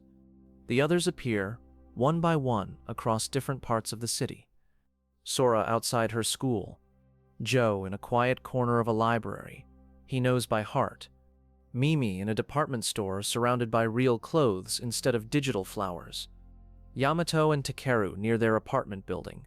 Takeru holding Patamon tight, trying to hide him from passers-by. Kushiro at home, his laptop suddenly connected to the strongest signal it's ever had. They all have the same reaction. Relief. Nostalgia. Uncertainty. Fear. They drift through familiar streets like ghosts walking through their own past. But something is off. Everything looks normal, but the timing feels wrong. The air is too still. People are too calm. As if the city is paused, waiting for the next line of code to run. It's only when Taichi reaches his apartment building that the truth becomes clear. His mother is standing in the kitchen.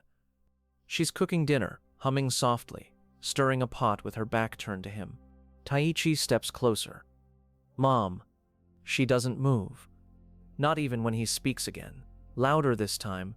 She's there, but not responding. Like a still image holding a pose. Agumon whispers, Taichi, I don't think this is real. The real world fades. Not with a scream, not with a collapse, just a slow dissolving of color, sound, and form. The park, the street, the apartments, all of it melts into white light. When the brightness dims, there's somewhere else entirely. A place made of static and spirals of data. Strings of numbers float past them like falling leaves. Their Digimon stand close, protective, as the air hums with low electric tension. Someone is there. Not Devimon. Not Etemon. Something different. A figure whose shape is defined only by shadow and distortion, flickering as though unfinished. When it speaks, its voice is layered like multiple whispers trying to say the same sentence at once. Its words are fragmented, hard to catch, but they carry a cold, assessing tone. They don't realize it yet, but this is the very first hint of Myotismon, a presence reaching beyond its realm, probing, searching, for something. For someone. The someone is what truly matters. A child. An eighth child. A digidestined whose identity the digital world itself is trying to hide. Someone close to Taichi. Someone who already sees more than she should. Kari. Effie. A shadowy figure sends pulses of dark energy through the data space, scanning, analyzing, hunting. When these pulses reach the part of the data that resembles Odaiba, they flicker faintly over an apartment building, the same one Taichi tried to visit moments ago. The pulses intensify, as though they've found a frequency worth pursuing. But before they can go deeper, a force pushes back. Not Gennai, not the children. Something older, something protective. The data space trembles. The probing shadow recoils, withdrawing its influence like a wave pulling back from the shore. The false real world collapses fully now, dissolving into pure light. And just like that, they're back. Not in the desert. Not in the data void. Somewhere else entirely. A vast land of forests, mountains, and rivers stretches out before them. Richer, denser, and wilder than File Island ever was. It feels older too, less like a playground, and more like a world with layers and history.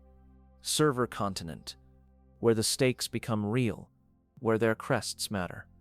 Where enemies rise not from gears or desert networks, but from ambition, cruelty, and hunger for control. They regroup, shaky but unharmed. Everyone talks at once about what they saw, what they felt, what seemed real, and what didn't. But even in the confusion, one detail stands out. Someone was searching. Someone powerful. Someone who knew about the Digidestined before the Digidestined knew about themselves. And that someone is now aware they exist. The wind blows through the tall digital grass, carrying the scent of pine and distant water. The sun dips low behind jagged mountain peaks. The world feels heavier now, full of unseen eyes and quiet dangers. But it also feels alive, ready, waiting for them to take the next step. The children tighten their grips on their crests. Their Digimon move closer, sensing a shift in the journey.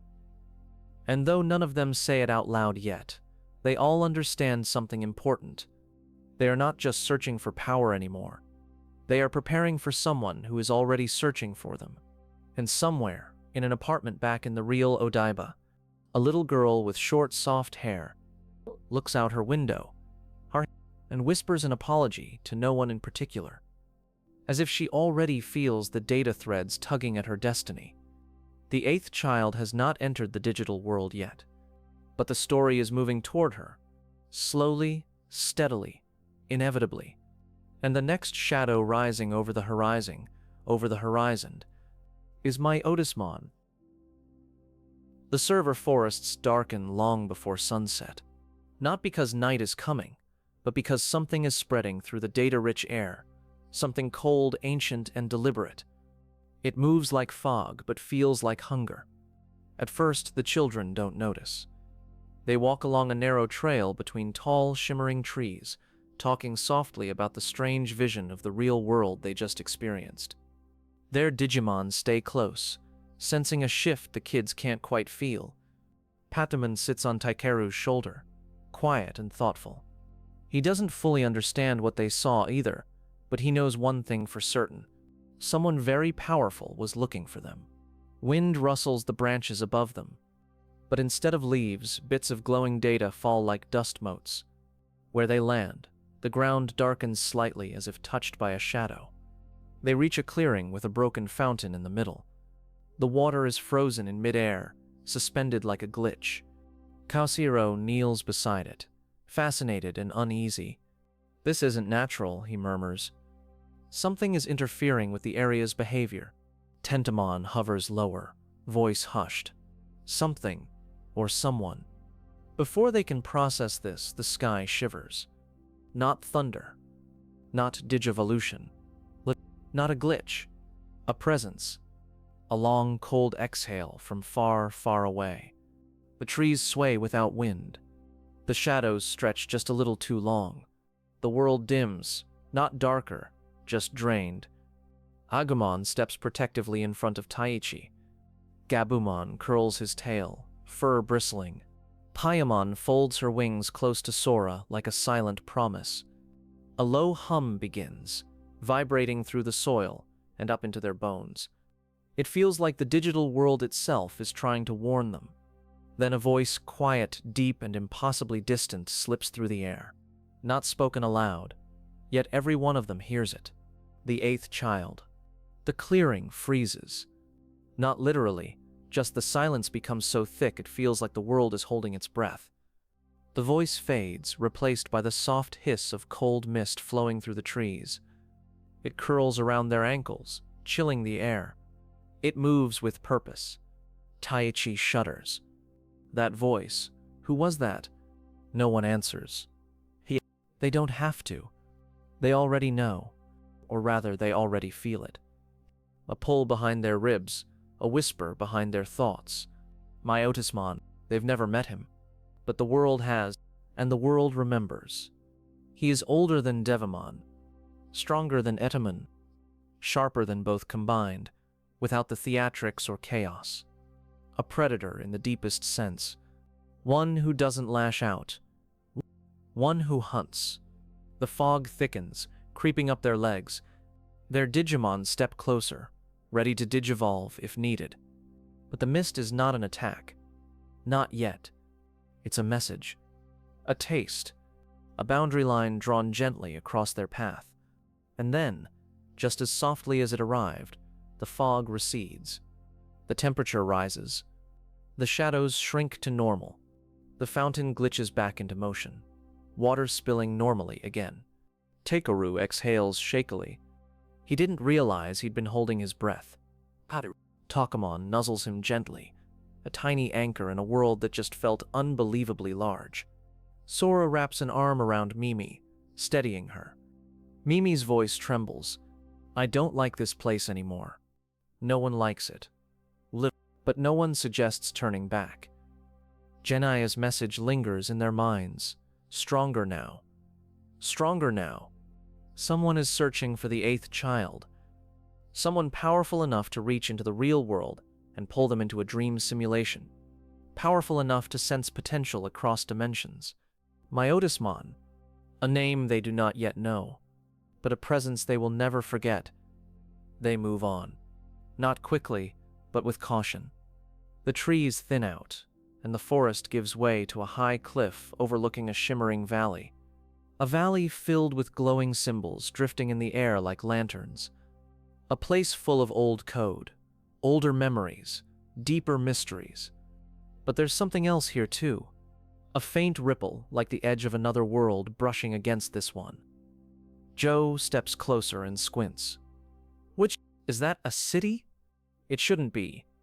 There's no city on the map Koshiro compiled earlier. But there it is. A faint outline of Odaiba.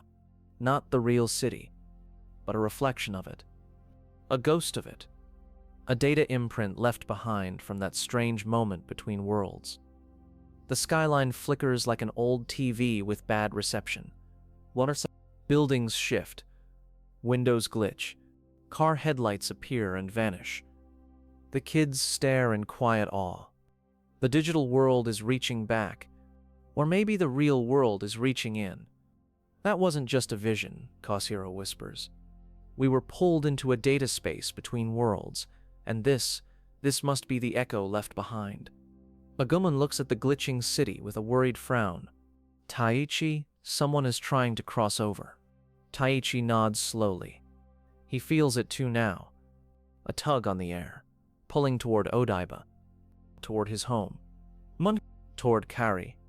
Myotismon wants the 8th child, and the digital world is starting to bend under the weight of that search. The valley drops steeply into a canyon filled with floating fragments of code. It's beautiful in a haunting way, like watching a dream fall apart in slow motion. The path leads downward, toward the next phase of their journey. As they descend, they pass giant stone tablets embedded with symbols. Not runes, not language. Crest symbols. Light flickers across them, each one glowing softly as the child it represents walks past. Courage, love, friendship, knowledge, sincerity, reliability, hope, light. 8 symbols, not 7. Even though they only have 7 children. Mimi stops suddenly. Wait, that's 8. There are 8. Sora whispers, then there really is another one. Yamato looks at Takeru, then at the others. But who? Taichi's chest tightens. The answer is forming, quiet and unmistakable. Kari, he whispers. My sister. She could see the Digimon that night, years ago. Gabumon tilts his head. Then she may already be connected to this world. The realization hits like a slow exhale. Not panic, just certainty. They pressed forward, now understanding the stakes. Not just their own survival, but protecting someone who hasn't even arrived in this world yet. As they reach the bottom of the canyon, the air changes again. Cooler, sharper, buzzing with the faint pulse of distant wings. Not Devimon's, not Angemon's. Something older. Something deliberate. Something that knows exactly what it wants. Myotismon has not entered the scene fully yet, but his shadow is in every shifting pixel, every flicker of the real world, every whisper of searching intent. The children step into a cavern filled with massive doors lined with data runes. Each door leads to another trial, another region of server, another piece of the journey toward the 8th child. Their Digimon stand taller, ready. The kids hold their crests closer, steady. And as the cavern lights up, one door glowing brighter than the rest, the path ahead becomes clear. They are no longer just surviving the digital world. They are racing someone whose power stretches into 2 worlds, someone who will soon bring his shadow over Odaiba itself. The search for the 8th child has begun, and Myotismon is already moving. The cavern full of doors waits in front of them like a menu of futures. Each doorway hums with a different kind of energy, some cold, some warm, some almost painfully bright. One of them glows more strongly than the others, its frame pulsing with a golden rhythm that feels a little like a heartbeat. They stand there for a while, just breathing. The air is cool and still, a soft contrast to the heavy forest air outside. Their Digimon look from the doors back to their partners, waiting for a choice. "We can't stay here forever," Taichi says quietly. It's not a rallying cry, just a simple truth spoken into the stone. He fingers his crest of courage, feeling its familiar warmth. Angemon steps closer to the brightest door. "I think this one is calling to us," he murmurs. Not in words, but in that strange way the digital world has of tugging at your instincts. One by one, the kids drift toward the glowing doorway. Sora rests a hand on Paimon's head. Yamato brushes his fingers through Gabumon's fur. They cross the threshold together. There's no violent flash, no fall through the sky this time. Just a soft shift, like walking from one room into another. On the other side, the world opens into a wide plateau under an enormous sky. The desert still stretches off in places, but here, the ground is firmer, shot through with veins of glowing circuitry. Cables snake across the surface like roots, converging towards something on the horizon. A structure rises there. A pyramid, massive and sharp-edged, gleaming with gold and dark metal. Panels of light flicker along its sides like screens cycling through static. Khosrow's laptop reacts instantly. Data streams, spiking and looping, as though the machine is suddenly tuned into a broadcast tower. He frowns, adjusting his glasses. "This must be the core of Etemon's network," he says. "The dark network has to be strongest here." But even his voice sounds smaller in the shadow of that pyramid. Etemon appears before they reach it. Not in a terrifying ambush, but in a theatrical explosion of sound. Speakers erupt from the ground, cables whip upward, and his voice blasts across the plateau like a rogue radio signal. He poses at the top of a rising platform, sunglasses gleaming. "Welcome to the main event," he booms, laughter echoing. His voice distorts through the speakers, turning his words into musical taunts. The children don't answer with quips this time. They're tired of his theatrics, tired of being chased by his network. Their Digimon step forward instead, quiet and steady. Etemon's smile twists just a fraction. He can feel the difference. They aren't just lost kids anymore. They're starting to grow into something dangerous. He slams a hand down on an invisible console. Energy ripples through the cables under their feet. The air crackles as invisible waves wash over the Digimon. Greymon staggers. Garurumon's breath catches. Bergemon's wings falter for a heartbeat. "What is this?" Joe gasps. Gamamon grimaces, fur bristling as if against cold. Kushiro's laptop flashes warnings. "The Dark Network," Koshiro says slowly. "He's trying to suppress Digivolution or control it." Etemon chuckles, delighted. "That's right, baby. Nothing evolves on my stage, unless I say so." The desert answers him with a low, vibrating hum. The fight becomes a strange, frustrating dance. The Digimon try to digivolve, surging toward their champion forms, but the Dark Network clamps down. Sometimes the energy fizzles out. Sometimes it twists in unpleasant, unstable ways. Taichi feels the pressure building inside his chest. He hates watching Greymon struggle, hates feeling like they're being shackled. In a quiet moment between clashes, the group finds a sheltered spot beside a ridge, just out of range of Etemon's direct view. They sit, breathing hard, sand clinging to their clothes.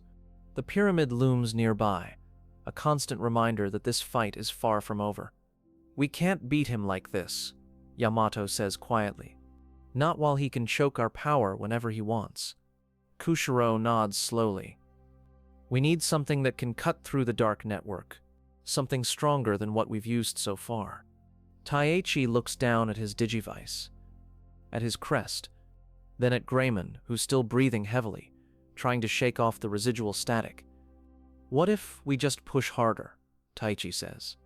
The words come out sharper than he meant them to.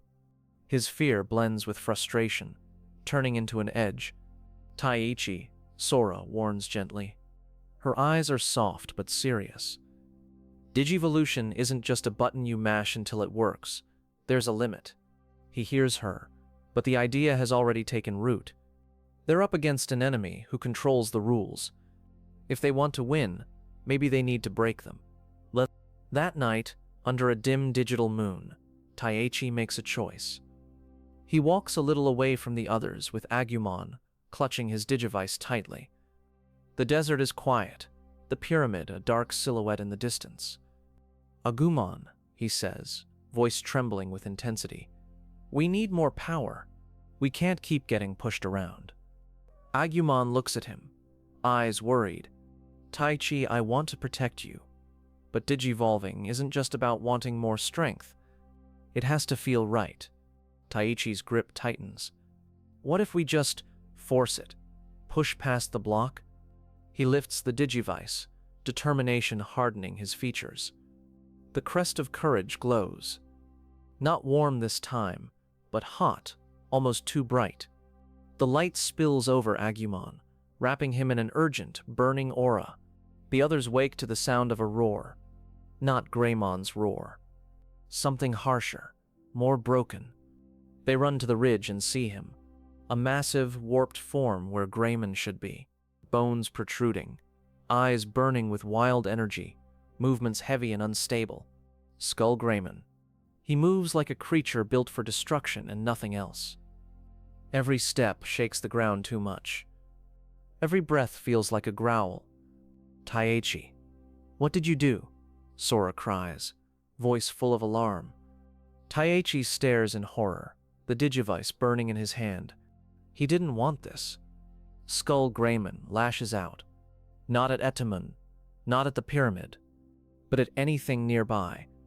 The other Digimon scatter, trying to avoid the wild swipes of his massive claws. There is no strategy, no control, just raw, unleashed power tearing at the world. For a moment, he looks less like a partner and more like a disaster. Taichi feels his chest ache.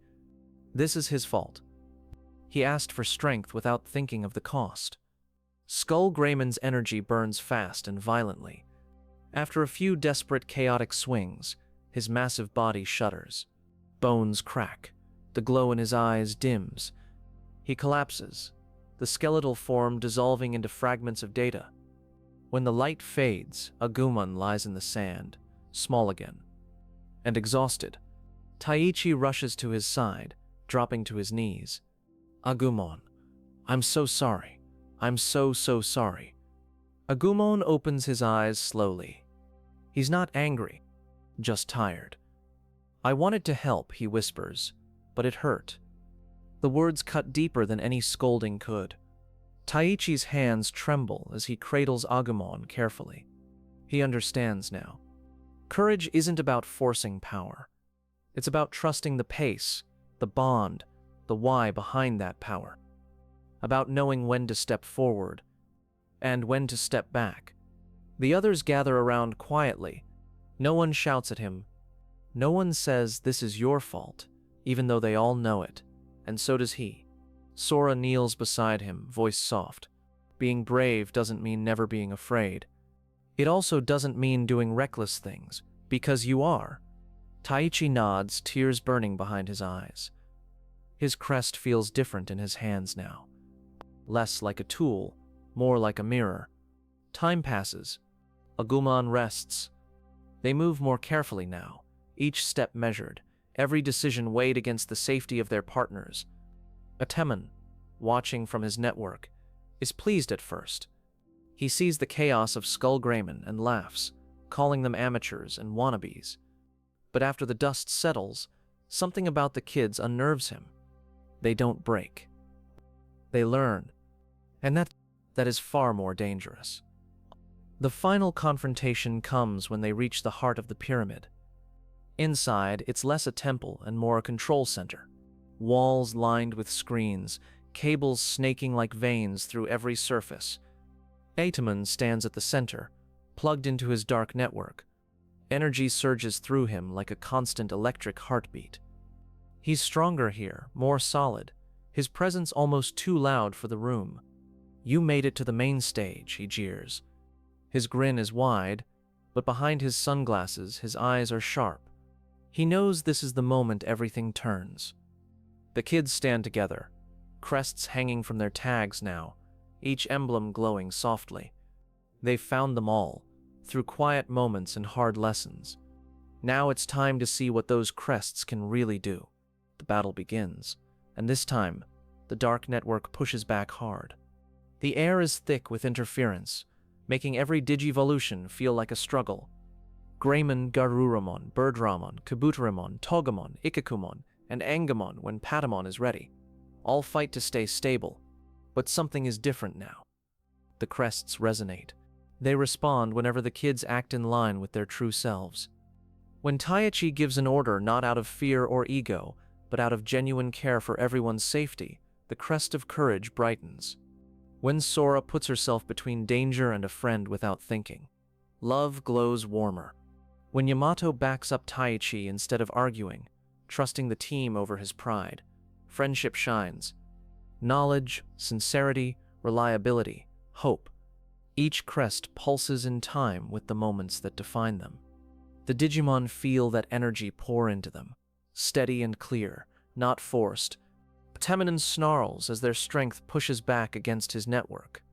He channels more data, more power, fusing himself even deeper into the system. The entire pyramid trembles. Then comes the breaking point. The dark network overloads, energy spiraling out of control.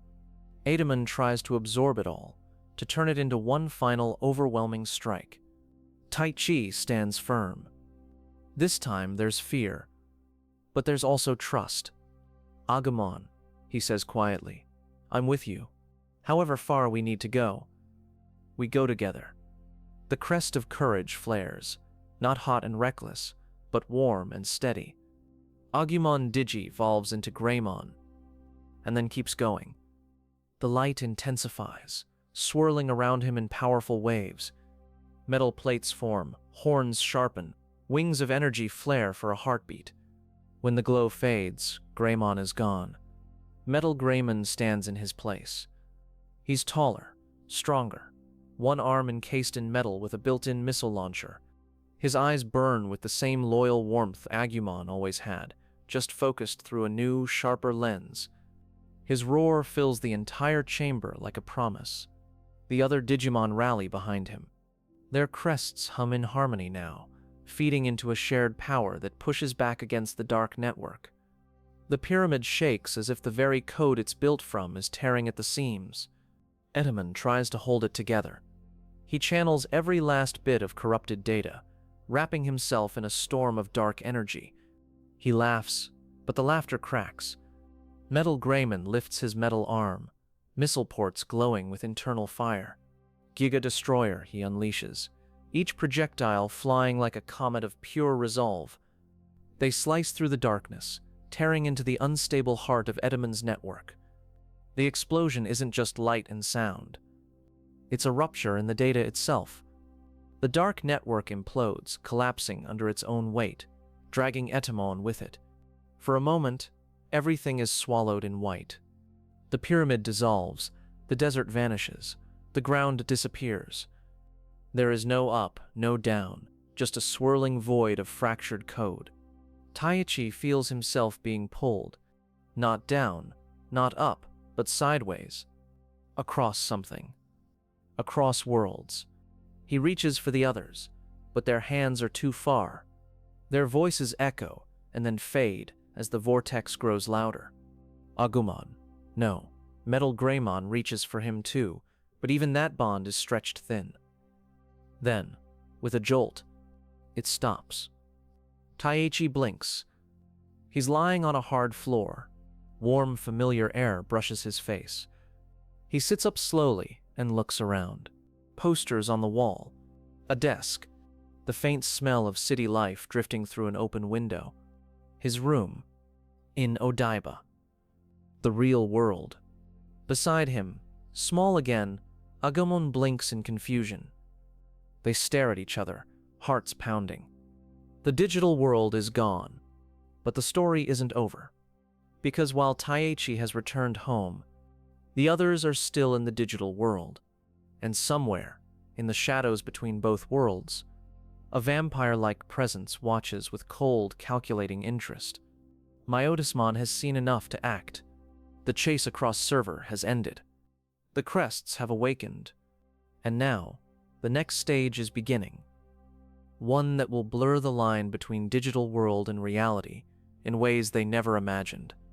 As you rest here with them at this pause between worlds, you can let your own mind float for a moment, between waking and sleeping, between memories and dreams, because soon the mist will roll over Odaiba, and the hunt for the 8th child will truly begin.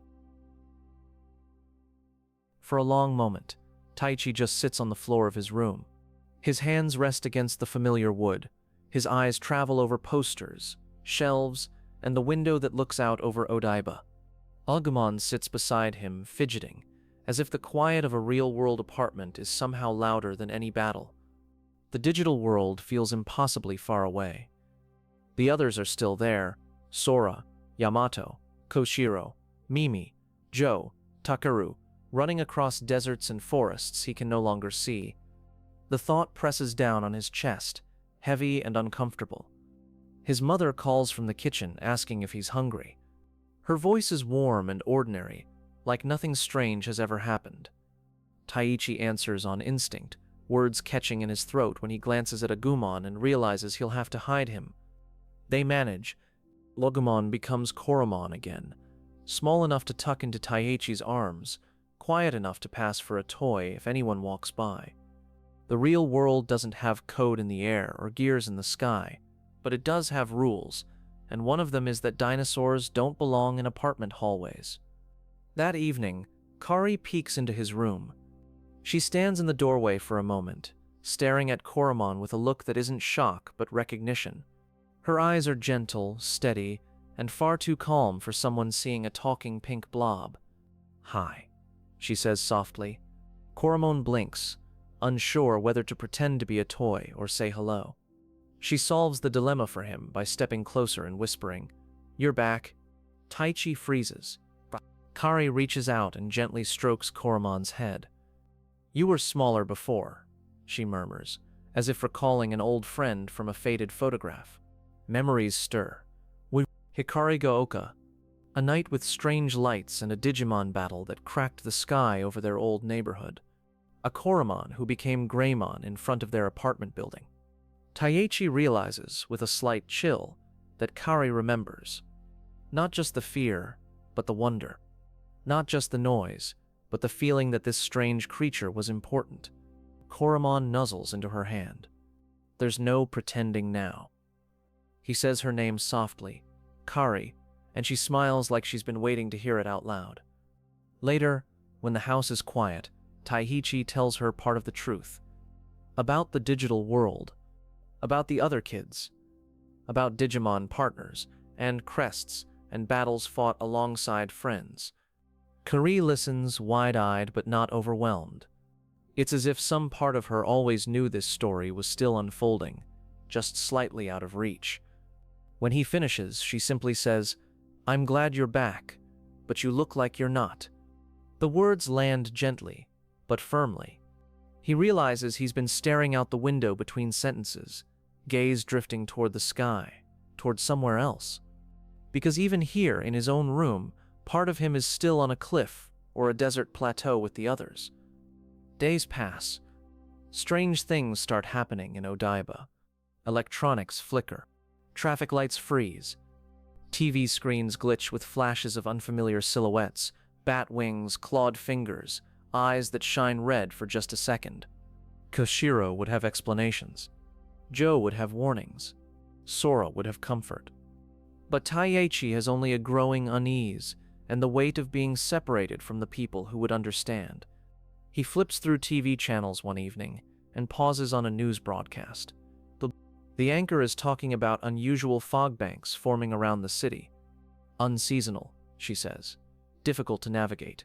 Taichi leans forward. The footage shows streets shrouded in mist, thick and low, hugging the ground like something alive. For a moment, just a moment, he thinks he sees shapes moving inside it. Koromon shifts uneasily in his lap. "Taichi, that doesn't look like normal weather." Kari steps into the room with a blanket around her shoulders. She watches the screen too, her expression thoughtful and faintly worried.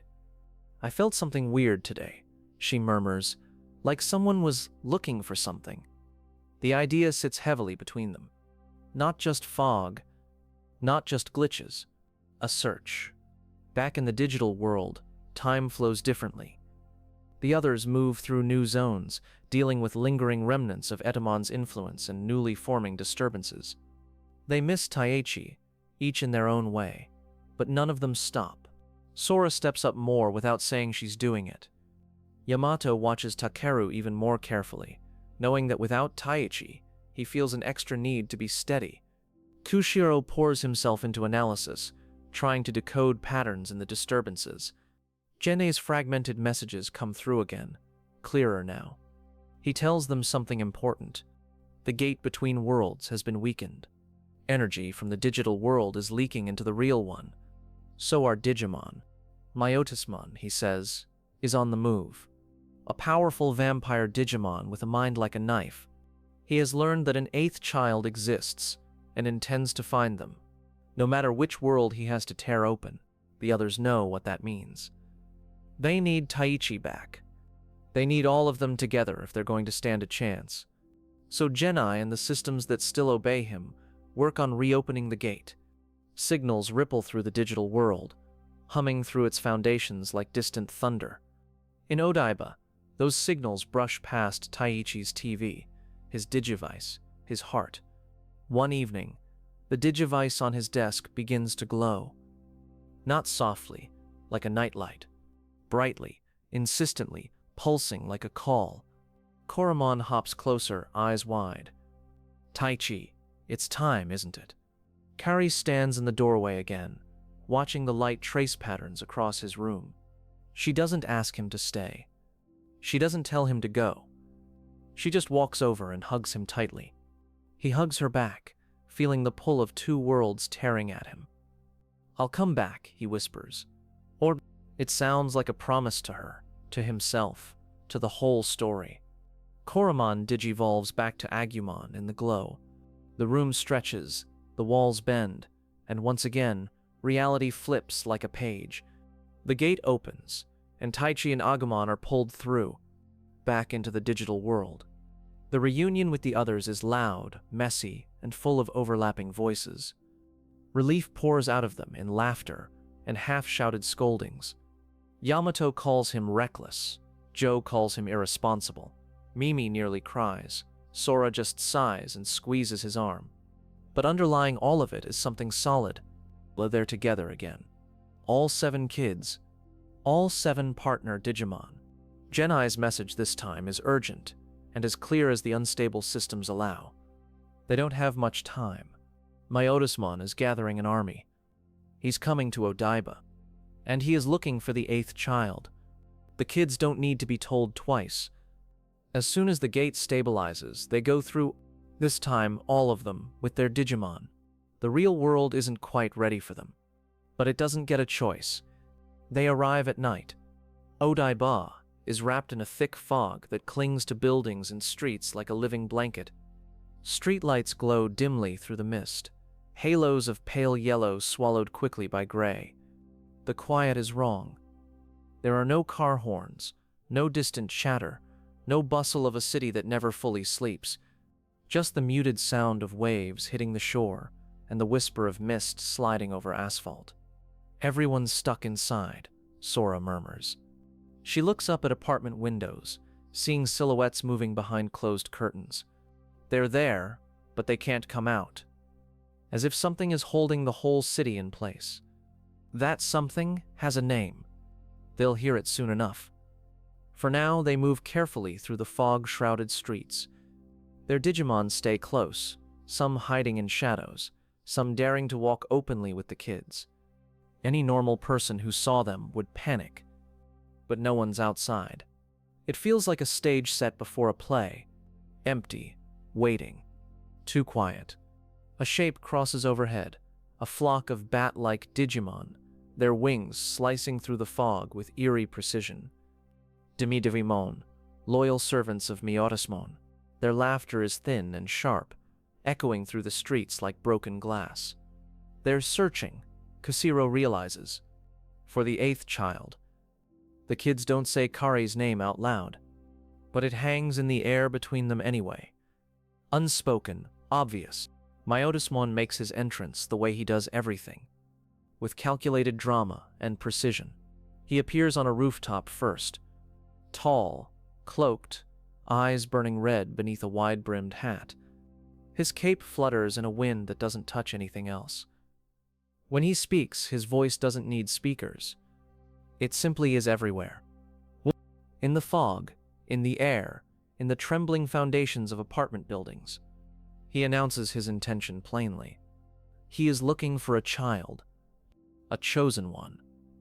And he will shroud the city in eternal night if that's what it takes to find them. The kids watch from the street below, hidden in the fog's thicker currents. Their Digimon bristle, ready to leap into a fight they're not sure they can win. They know now, this isn't just a digital world problem anymore. Among Myotismon's forces is a Digimon who moves differently. Quieter, sharper. Gatomon. She walks the city like she's walking through a puzzle she intends to solve. Her claws glint in the occasional glimmer of light, her tail ring catching reflections like a warning. She is ruthless, efficient, Myotismon's chosen enforcer. But sometimes, when no one is looking, her steps slow. Her eyes linger on things. A playground. A window with a family eating together inside. A little girl's bicycle left leaning against a railing. Something is missing in her memories. Something important. Something that hurts when she gets too close to it. One night, as she prowls along a quiet street, she sees her, Kari. Kari is standing on the balcony of her apartment, looking out over the fog. The light from inside spills over her, soft and warm. When Gatomon looks up at her, the world goes very, very still. It's not recognition exactly, more like the ache of a word on the tip of your tongue. The sense that, if she just reaches a little further, everything will click into place. Gatomon's body moves before her mind has caught up.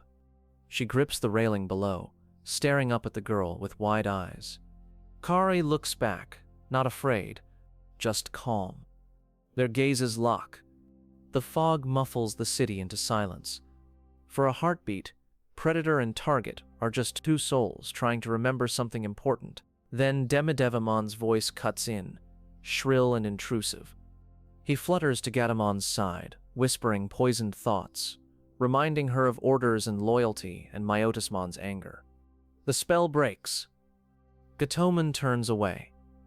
But something inside her has shifted. The hunt no longer feels clean. Later, she meets with Wizardmon, a quiet, cloaked Digimon whose eyes see more than he ever says out loud. He's been her only real friend in Myotismon's dark hierarchy. He listens as she speaks haltingly about the girl on the balcony, about the strange, painful tug in her chest, about memories of wandering, alone, before Myotismon found her. Wizardmon doesn't interrupt. He just listens, and when she's finished, he tells her softly what she already suspects. That girl is important to you, not as prey, as he starts to piece it together. The tail ring, the crest of light, the missing partner in the pattern of 8. While Myotismon tightens his grip on the city, Wizardmon and Gatomon begin to quietly undermine him. They search, not for the 8th child to destroy, but to reveal. They find the crest of light, hidden and waiting. Gennai's old data caches the thinning barrier between worlds. Kari's presence. Everything aligns. Kari holds the crest in her hands one night, standing in her darkened room. It glows softly in her palms, as if relieved to finally be where it belongs. She doesn't fully understand it yet, but she doesn't feel afraid. The confrontation comes faster than anyone is ready for. Myotismon discovers the betrayal. He learns that the 8th child is not just in Odaiba, but in the apartment building he's already hovered over. He descends with fury. His army of Digimon swarms the skies, filling the fog with wings and claws and eyes. The city becomes a battlefield muted by mist. The Digidestined fight as best they can. Greymon, Garurumon, Birdramon, Ikakumon, Kabuteramon, Togemon, Angemon. They push back against waves of enemy Digimon, their crests burning bright as they protect as many people as they can. But the real battle, the most important one, happens closer to home. In the building where Taichi's family lives, where Kari stands with Gatomon and Wizardmon at her side. Myotismon appears in the hallway, towering, cloak trailing darkness. He demands the 8th child be handed over. He doesn't realize she's already standing right there. Wizardmon steps between them. Buoy, the air crackles with Myotismon's power. Wizardmon's small form is a fragile barrier against a vast storm. He calls Myotismon out, not just as a master, but as a tyrant. He tells him that Gatomon was never truly his, that her heart belonged to someone else long before he ever found her. Myotismon's attack is swift and merciless. Energy gathers in his hand, crimson and cold, and he hurls it toward Kari. The world slows to a crawl. Wizardmon moves. He throws himself in front of the blast. The light tears through him, his cloak fluttering, his staff falling from his hand. The attack dissipates where his body shields Kari. She is untouched. He is not. The hallway goes quiet. Wizardmon collapses to his knees, then to the floor. His body flickers, his data beginning to come apart at the edges. Gatomon drops beside him, eyes wide with grief. She calls his name, voice breaking.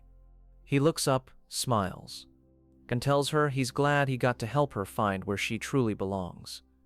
Then he fades, slowly, softly, like a candle going out at the end of a long, long night. Kari's tears fall silently. Gatomon shakes, torn between rage and heartbreak. Behind them, the crest of light begins to glow. Myotismon laughs, cruel and triumphant, and the sound cuts off as the glow intensifies. Kari steps forward. Her Digivice and crest awaken fully, responding to the love and courage in her heart. She calls Gatomon's name, not as an enemy, but as a friend. Light rushes from her Digivice into Gatomon. The ring on her tail glows fiercely. Her small body is wrapped in radiant energy, lifting her from the ground. Gatomon digivolve to Angemon. When the light fades, a new figure hovers in the hallway.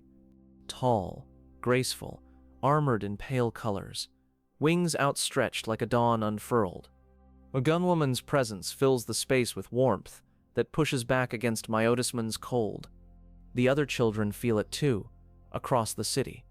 Their digivices flare. Their crests resonate with the wave of light sweeping out from Kari and Angemon.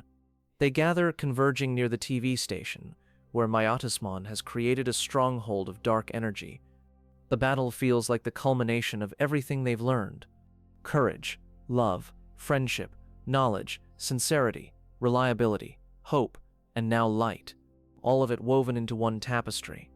Angemon rises into the sky, Angemon at her side. The kids lift their digivices, beams of energy connecting them all. The combined power flows into Angemon's arrow. She draws it back, aiming at Myotismon with calm, unwavering eyes. For the first time, his confidence wavers. The fog itself seems to tremble. The arrow flies. It glows brighter with every inch of distance it crosses. When it strikes Myotismon, there is no explosion. There is unraveling. His body fractures, data splitting, cloak tearing in silent tatters. The fog begins to lift, slowly, as if exhaling with relief. For a moment, it seems like he's gone. But darkness like his doesn't surrender so easily. The shadow of Myotismon coils inward, compressing, twisting into a denser, more monstrous form. He returns, bigger, more grotesque, a towering mass of corrupted data. Venom Myotismon. The city shudders under his presence. Buildings tremble, windows crack, streets split. He roars, a sound like the world itself being cut open. This time, the answer comes not just from the skies, but from the hearts of two boys standing at the front of their group. Taichi and Yamato step forward. They don't look at each other to confirm anything. They don't have to. Their crests burn with renewed power, courage and friendship in perfect balance. Their Digimon answer the call. Greymon and Garurumon glow, energy swirling around them in spirals of fiery orange and bright blue. Their forms stretch beyond champion, beyond ultimate. The light becomes fierce, blinding, reshaping them into something new. Greymon, warp digivolve to War Greymon. Garurumon, warp digivolve. 2. Metal Garurumon. Two mega-level Digimon stand where they once did. War Greymon is compact and powerful, armor gleaming, eyes blazing with focused determination. Metal Garurumon is sleek and deadly, his body encased in frigid metal, weapons integrated into every line of his form. The fight against Venom Myotismon is brutal but strangely calm in its rhythm. War Greymon dives and slashes, tearing through tendrils of darkness with his claws. Metal Garurumon glides through the air, launching missiles of cold light that freeze and shatter corrupted data. Angemon and Angemon lend their power when needed, focusing beams of holy light on the weak points Venom Myotismon tries to hide. The other Digimon support, drawing fire, keeping the battlefield from collapsing entirely. The kids call out, not just instructions, but encouragement, reminding their partners of why they're fighting. Not for glory, not just for victory, for home, for each other, for Kari and Wizardmon, and all the lives caught between worlds. In the final clash, War Greymon and Metal Garurumon coordinate without words.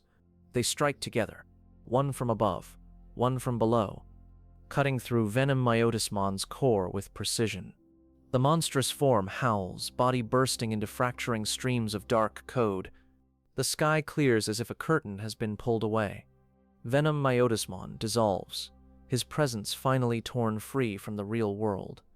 Odaiba breathes again. The fog lifts. Windows open. Doors unlock. People look outside, baffled, feeling like they've just woken from a strange, shared dream. Most will never know what really happened. But the children and their Digimon do. They gather together on a rooftop, the sun beginning to rise over the ocean. The city glows warmly, as if nothing bad ever tried to swallow it whole. Kari stands among them now, Etemon at her side, crest of light shining softly at her chest. 8 children. 8 Digimon. 8 crests. For a brief, beautiful moment, it feels like everything might be okay. The threat is gone. The world is safe. They're all together. But somewhere far away, in the digital world, the absence of Myotismon's darkness leaves a vacuum. And in that vacuum, other forces stir. The land begins to twist. Continents fold, oceans drain, sky warps. Pieces of every place the kids have ever traveled in the digital world are drawn together. Spiral Mountain begins to form, and with it, the Dark Masters, waiting at the top of a world stitched together from broken dreams and old battles. The Myotismon chapter is closed, but the story is far from over. And as you rest with them in this fragile sunrise over Odaiba, you can feel the next shadow looming quietly, patiently, from a world they will soon have to return to one last time. The fog over Odaiba lifts slowly, like a heavy blanket being folded away.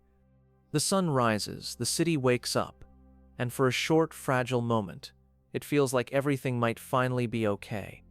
The Digidestined stand together on that rooftop in the morning light, 8 kids and 8 Digimon, sharing a quiet that feels like a reward. But the digital world is not done with them. Not yet. Peace in one world has left a wound in the other. Somewhere beyond what the human eye can see, the digital world groans and bends. Land masses twist, seas drain, and pieces of familiar places are torn from their anchors. File Island, server, forests, deserts, ruins, cities, everything is pulled upward. It all spirals together. Like a storm, like a whirlpool, like code being wound into a single thread. The result is something impossible and towering, rising into a digital sky like a twisted monument. Apocalymon Spiral Mountain, a stacked world made of everything the kids have walked through and survived. It stands as a reminder of their past and a warning of what still waits. Gennai appears to them one last time in Odaiba, his image flickering through the screen of Koshiro's laptop. He looks tired, more translucent than before, but his eyes are steady. He tells them that the digital world is collapsing inward, pulled by a force at its core. At the peak of Spiral Mountain, he says, there is a gathering of darkness. 4 rulers, each bending part of the world to their will. The Dark Masters. He doesn't sugarcoat it. They are stronger than Devimon, stronger than Etemon, even stronger than Myotismon. But he also reminds them of something else. They are no longer the same scared children who landed on a beach with no idea where they were. They've grown, changed, lost, and found themselves, again and again. The choice is theirs. Return to the digital world and face what remains, or stay in the human world and let it all collapse out of sight. They don't argue about it. There are no dramatic speeches, no shouting. Just 8 kids looking at each other and knowing there's only one answer they can live with. They go back, together. The gate opens again, swirling with light. They step through with their Digimon beside them, Odaiba's warmth fading behind them like the end of a dream. The digital world returns in a rush of color, sound, and unstable data. When they arrive, it's nothing like they remember. The sky is heavy and strange, streaked with glitching lines like cracked glass. Beneath their feet, the land isn't flat. It slopes, curves, and coils upward into the towering structure of Spiral Mountain. Far above, at the peak, 4 silhouettes stand against the broken sky. They're distant, but their presence presses down like weight. MetalGreymon, Puppetmon, Machinedramon, Piedmon, the Dark Masters. Each ruling a different section of this twisted world. Each waiting for the Digidestined to start climbing. Their introduction is not subtle. A horde of enemy Digimon surges forward like a dark tide, trying to crush them before they can even take a step. The kids and their partners fight back, but it's overwhelming. Just when it seems like they'll be dragged under by sheer numbers, help arrives. A familiar, massive shape rises from the fractured ocean below Spiral Mountain, Huemon. He crashes through the enemy lines, his huge body forcing the attackers to scatter. His voice rumbles through the air as he urges the kids to climb onto his back. They do, hearts pounding, gripping onto his smooth, wet surface as he carries them away from the worst of the attack. On his broad back, the wind rushing past them, they catch their breath. Woman tells them what he knows. How the Dark Masters appeared, twisted the world, and ruled with cruelty. How many Digimon have fallen trying to resist? His words are heavy, but his presence is gentle.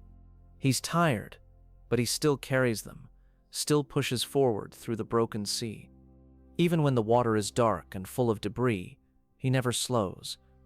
When they first face MetalGreymon, it's in that same ocean. A gigantic serpentine metal dragon, body armored, jaw lined with sharp, merciless teeth. He cuts through the data waters like a torpedo, confidence radiating from every movement. He hunts them like a predator that's used to winning. His attacks are brutal, precise blasts of power that turn the sea into boiling chaos.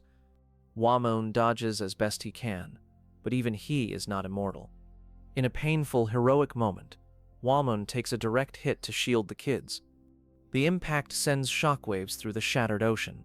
He keeps moving, even as his body begins to break apart. He brings them as close to safety as he can. Only when he's sure they have a chance does he finally stop. His voice grows softer, slower, as he says goodbye.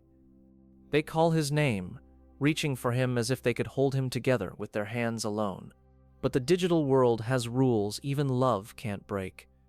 Waymon's enormous form breaks into shimmering data, drifting down into the depths. Another loss. Another friend gone. Another reason to keep going. MetalGreymon rises to meet MetalGreymon in the open sea. The others hold back the enemy forces as best they can, giving him space. It's a fight between two titans of different worlds, one born of domination, the other of courage shared between two hearts. MetalGreymon hurls blasts of energy, powerful enough to break the sea itself. MetalGreymon dives, spins, and cuts through the water with impossible speed. His claws gleam as he charges. In the final clash, MetalGreymon's attack pierces MetalGreymon's armored head. The metal serpent howls, body fracturing into a storm of data. The ocean calms as he dissolves, his kingdom undone by the very world he sought to rule. One Dark Master falls. 3 remain. They climb higher. Beyond the ocean level, the world tilts into forests and strange mechanical jungles. Trees have wires for roots, leaves made of screens, branches that hum with hidden code. Here Puppetmon rules. A wooden puppet with a hammer and strings that reach farther than they should.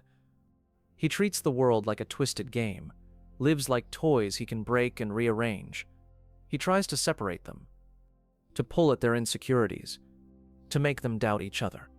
At one point, he even lures Takeru away, hoping to break him down alone. But Takeru's not the same frightened boy he once was. He's seen what hope can do. He resists. He doesn't give in to Puppetmon's mind games, even when he's scared. Patamon, now able to become Angemon again, stands by him with quiet, unshakable loyalty. Elsewhere in the forest, Cherrymon, a twisted talking tree, whispers poison into Yamato's ears. He tries to plant seeds of doubt between Yamato and Taichi, hints that their leadership tensions are a weakness that will doom them. For a while, it works. There's conflict, harsh words, distance. Yamato pulls away, crushed between his feelings of responsibility for Takeru and his uncertainty about his place in the group. Gabumon stays with him, never judging, always quietly believing in him. Their bond, tested in the dark, becomes stronger than any whisper. In the end, it's not brute force that defeats Puppetmon. It's the children refusing to be his toys. Their Digimon fight back with power born from trust, not control. MetalGreymon confronts Puppetmon directly. The wooden tyrant, so used to pulling strings, finds himself cornered by someone he cannot manipulate. Attacks of freezing power and precise strikes tear through Puppetmon's control center. The hammer falls from Puppetmon's hand. His strings snap, useless. His body cracks and breaks into scattered fragments of data. 2 Dark Masters down. 2 to go. Higher still. The world becomes a metal graveyard. Ruined cities stretch endlessly, buildings crumbling, streets broken, screens shattered. The air smells of scorched data and old battles. This is MetalGreymon's territory. A massive, heavily armored dragon with cannons and treads, built for one purpose: destruction. He doesn't taunt, doesn't play games. He simply hunts. He stalks the ruined city, using the broken buildings for cover. The kids are forced to split up as explosions break the ground beneath them. Dust clouds choke the air as they scramble for each other. In one of the most heartbreaking corners of this shattered world, a small figure makes a choice.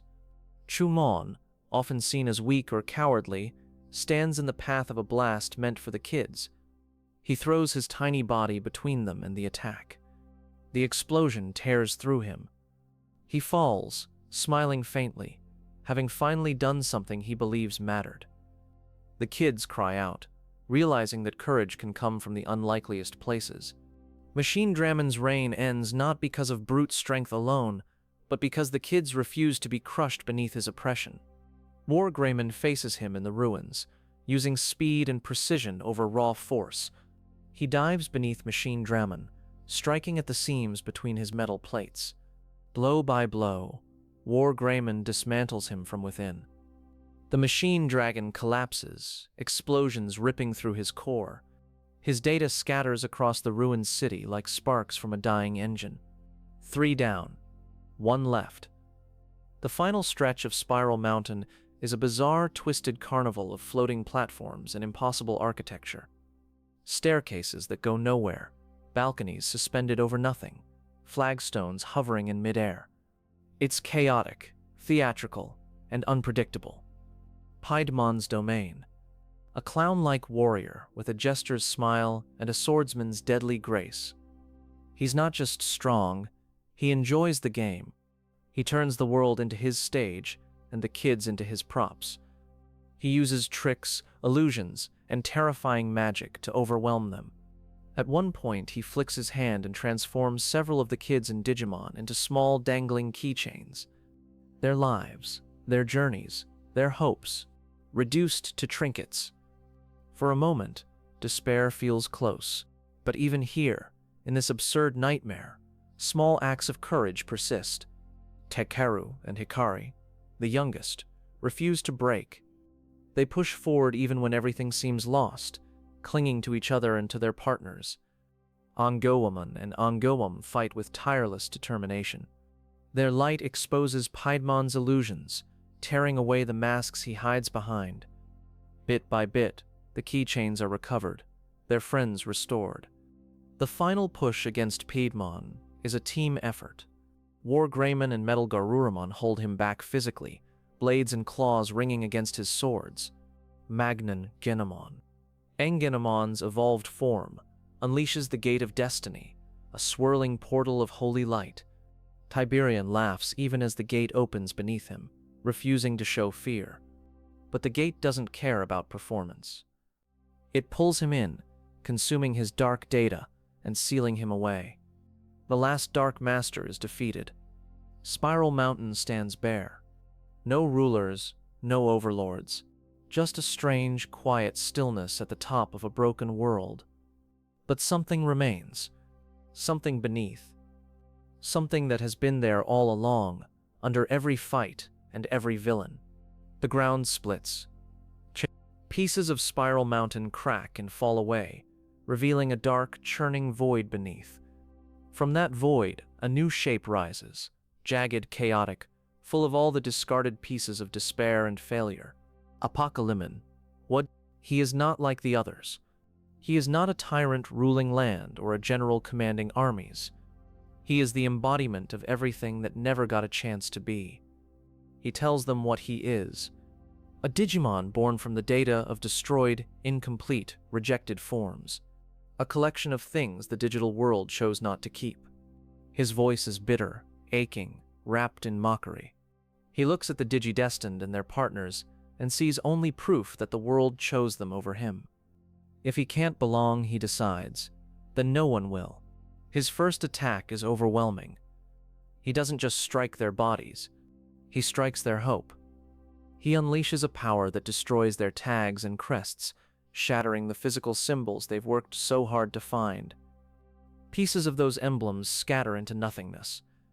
For a moment, it feels like everything they've built is gone. The kids stand in shock. The Digimon feel their power falter, as if someone has unplugged them from a source of strength. Apocalymon laughs, a sound like broken glass sliding down metal. But in that silence after the shattering, something else stirs. A memory. A truth. The crests were never just the objects. They were reflections, reminders, symbols of what was already inside the children.